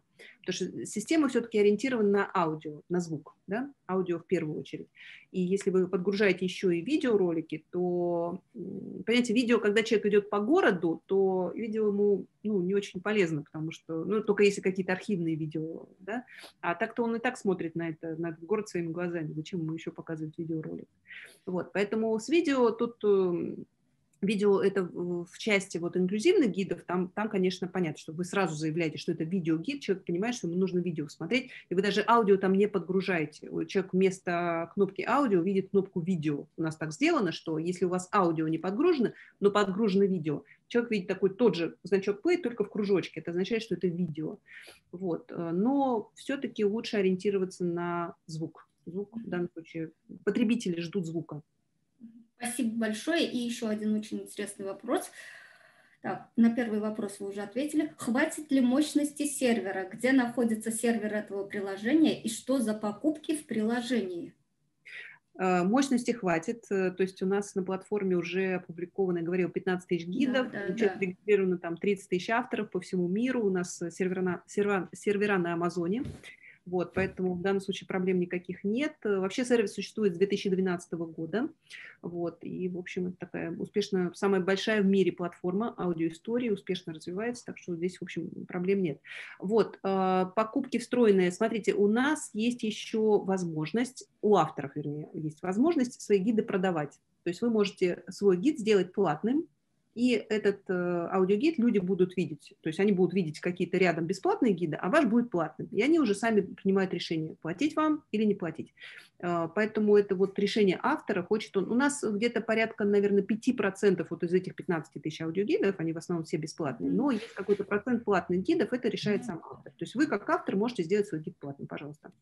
Вы будете получать 50% от стоимости гида. 30% забирает магазин приложений, через который была покупка, App Store или Google Play, и 20% забираем мы. Спасибо большое за ответ. И еще один вопрос. Очень много аудиогидов, до 15 тысяч. Есть, все они авторские, есть качественные, есть более худшего качества. Как это можно определить? Или как это вообще можно определить? Смотрите, любой гид имеет отзывы и оценки. То есть вы открыли гид в приложении, допустим, и первое, что вы видите, кто его создал и какой рейтинг и какие отзывы у этого тура. То есть любой гид, который вы открываете, вы можете посмотреть, что люди, которые им уже воспользовались, о нем написали. И поверьте, люди очень честно все оценивают, да, то есть они, если плохо, они пишут плохо, а вы, соответственно, дальше следующий пользователь, вы открыли, посмотрели, я и не буду им пользоваться, ну, и он спокойно, так сказать, тонет и плавает, ну, где-то плавает и плавает, да, то есть он никак не мешает никому, кроме самого автора, который, так сказать, немножко испортил себе репутацию. Вот, а пользователи, коллеги, они просто... Простите, пожалуйста, да. Оксану попрошу выключить демонстрацию экрана на запись в YouTube. Да. Хорошо. Готово. То есть система отзывов и оценок – это самый лучший инструмент для того, чтобы отслеживать пользователю, выбирать тот или иной маршрут. Потому что по городу может быть несколько маршрутов от нескольких авторов. Вот открывайте Тулу, там, Ярославль там, или еще что-то. Там с десяток раз и библиотеки, и туристско-информационный центр, и, вы будете смеяться, Тульское молоко, да, например, по Туле. Они сделали маршрут по городу, который рассказывает о городе, для того, чтобы они еще даже QR-кодики размещали на своих продукции в магазине, покупать творог, а там QR-кодик, аудиогиды, можно погулять по городу. Почему нет? То есть они выходят тоже вот в этот мобильный сторителлинг, чтобы охватить свою часть аудитории. Вот. А для пользователя, пожалуйста, открытая система, то есть он сам решает. Соответственно, он сам прошел этот тур, ему понравилось, он ставит там 5 звезд и пишет, ой, как это круто было. Или наоборот, говорит, ой, нет, слушайте, ерунда какая-то полная, вообще плохой рассказчик, неинтересные истории. Пожалуйста, мы в свободном мире. Спасибо большое за очень интересный рассказ. К сожалению, у нашего музея пока нет аудиогидов, но мы будем работать в этом направлении очень даже сильно. Добро пожаловать. Спасибо большое. Спасибо большое, что пригласили. Мы сегодня прослушали достаточно несколько докладов. Все очень интересные, все разнообразные. И, в принципе, понятно, что для развития туризма в регионе одну какую-то практику принимать невозможно. Необходимо использовать всю сеть музеев, и не только музеев, но и учреждений и партнеров, об этом мы говорили, и о домах культуры, и о библиотеках, и о бизнес-центрах, как Тульское молоко, да, и всех их можно вовлекать в свою деятельность. То есть чем больше продуктов, тем больше получается турпакет, и тем больше турист, наверное, будет оставаться у нас. И самым главным, мне здесь очень понравился опыт именно Национального музея Республики Мариэл, который смог все это получается, как возродить вокруг себя и тесно работают с этими организациями. Молодцы, коллеги. То есть я думаю, что многие сегодня для себя взяли кейсы, которые здесь были продемонстрированы, и будут дальше работать в этом направлении. И для завтра, до того, как мы отключимся, я бы вам хотела сказать, что завтра у нас мы также встречаемся в 10 часов. У нас секция, которая называется «Проектная деятельность как способ актуализации историко-культурного наследия». Спикерами у нас будут Владимир Викторович Определенов. Его, я думаю, представлять никому не надо. У нас выступит Мария Викторовна Виноходова. Это Оренбургский губернаторский историко-краеведческий музей. Олег Рудольфович Николаев, научный руководитель бюро доктор Лариса Сергеевна Паршунова, Музей природы и человека Ханты-Мансийска, и Жанна Сергеевна Олейникова, Серпуховский историко-художественный музей. А для завершения сегодняшнего дня мне бы слово хотелось предоставить Ирине Петровне Меньшиковой, директору нашего музея. Коллеги, я поздравляю нас, организаторов, я поздравляю участников. Для кого-то, может быть, такой опыт не первый, но для нас это очень первый и очень важный для нас опыт, поскольку у нас, конечно, был опыт Ночи искусств, когда мы связывались, я это называю на коленках с помощью смартфонов. Ну вот сегодняшний фестиваль производится на профессиональной основе, чему мы, в общем-то, очень рады и благодарны технической поддержке ГИФЦу за сотрудничество с нами. А нас я поздравляю с этим опытом, во-первых, с самим опытом, да, проведения онлайн-фестиваля, ну и, конечно же, поздравляю с тем, что у нас есть возможность, несмотря ни на что, познакомиться с опытом коллег. Вы уже видели, мы уже получили новую, да. Замечательно, мне кажется, были все выступления. Вот большой мастер-класс от Easy Travel, это вообще великолепно. Правда, я ничего не запомнила, но мне показалось, что это не так сложно, если задаться целью и сделать то, что мы хотим. Вот. Спасибо всем, кто принимал участие. Музей наш сидел перед большим экраном, научный состав смотрел, и вот я надеюсь, что они меня тоже слышат. Вот, и я знаю, что вот прямо в ходе работы мне звонили из Дагестана, как же к вам подключиться, и был такой звонок. Хотят узнать, можно ли еще зарегистрироваться, я даже не знаю, что скажет техническая поддержка. Еще можно, да? Нет, на этот вопрос отвечу я. Зарегистрироваться можно до сегодняшнего дня, до 3 часов. После 3 мы будем высылать ссылочки для трансляции на завтрашний день. Вот, поэтому спасибо всем, кому было интересно. Спасибо тем, кто обеспечил, и спасибо тем, кто подготовился и рассказал нам очень интересные кейсы для того, чтобы мы сделали наши музеи более привлекательными и способными влиять на развитие наших территорий. Ведь по большому счету у нас сейчас все кейсы, вот все выступления связаны именно, что мы, в общем-то, и ставили задачу, связаны с развитием именно региональных музеев, поскольку опыт федеральных крупных музеев, он один, и возможности у них другие, а вот у наших региональных музеев немножко другие, но при этом это не значит, что мы не можем влиять на нашу территорию. Более того, я считаю, что региональные музеи, они более способны влиять на то, каким образом развивается та территория, в которой они находятся, поскольку они, по большому счету, очень большие культурные центры, и такими могут оставаться. Для этого только нам, видимо, нужно постараться и двигаться вперед. Спасибо всем. И еще я в конце хочу добавить, Татьяна Викторовна, у нас там вопрос ВКонтакте. Зайдите, пожалуйста, потом, посмотрите и ответьте на вопрос. И Этнера нет, но я его специально попрошу, чтобы он посмотрел и ответил для наших посетителей. Спасибо всем большое за участие. Завтра в 10 встречаемся. Всего хорошего. На нашей платформе. До свидания. Спасибо, до свидания.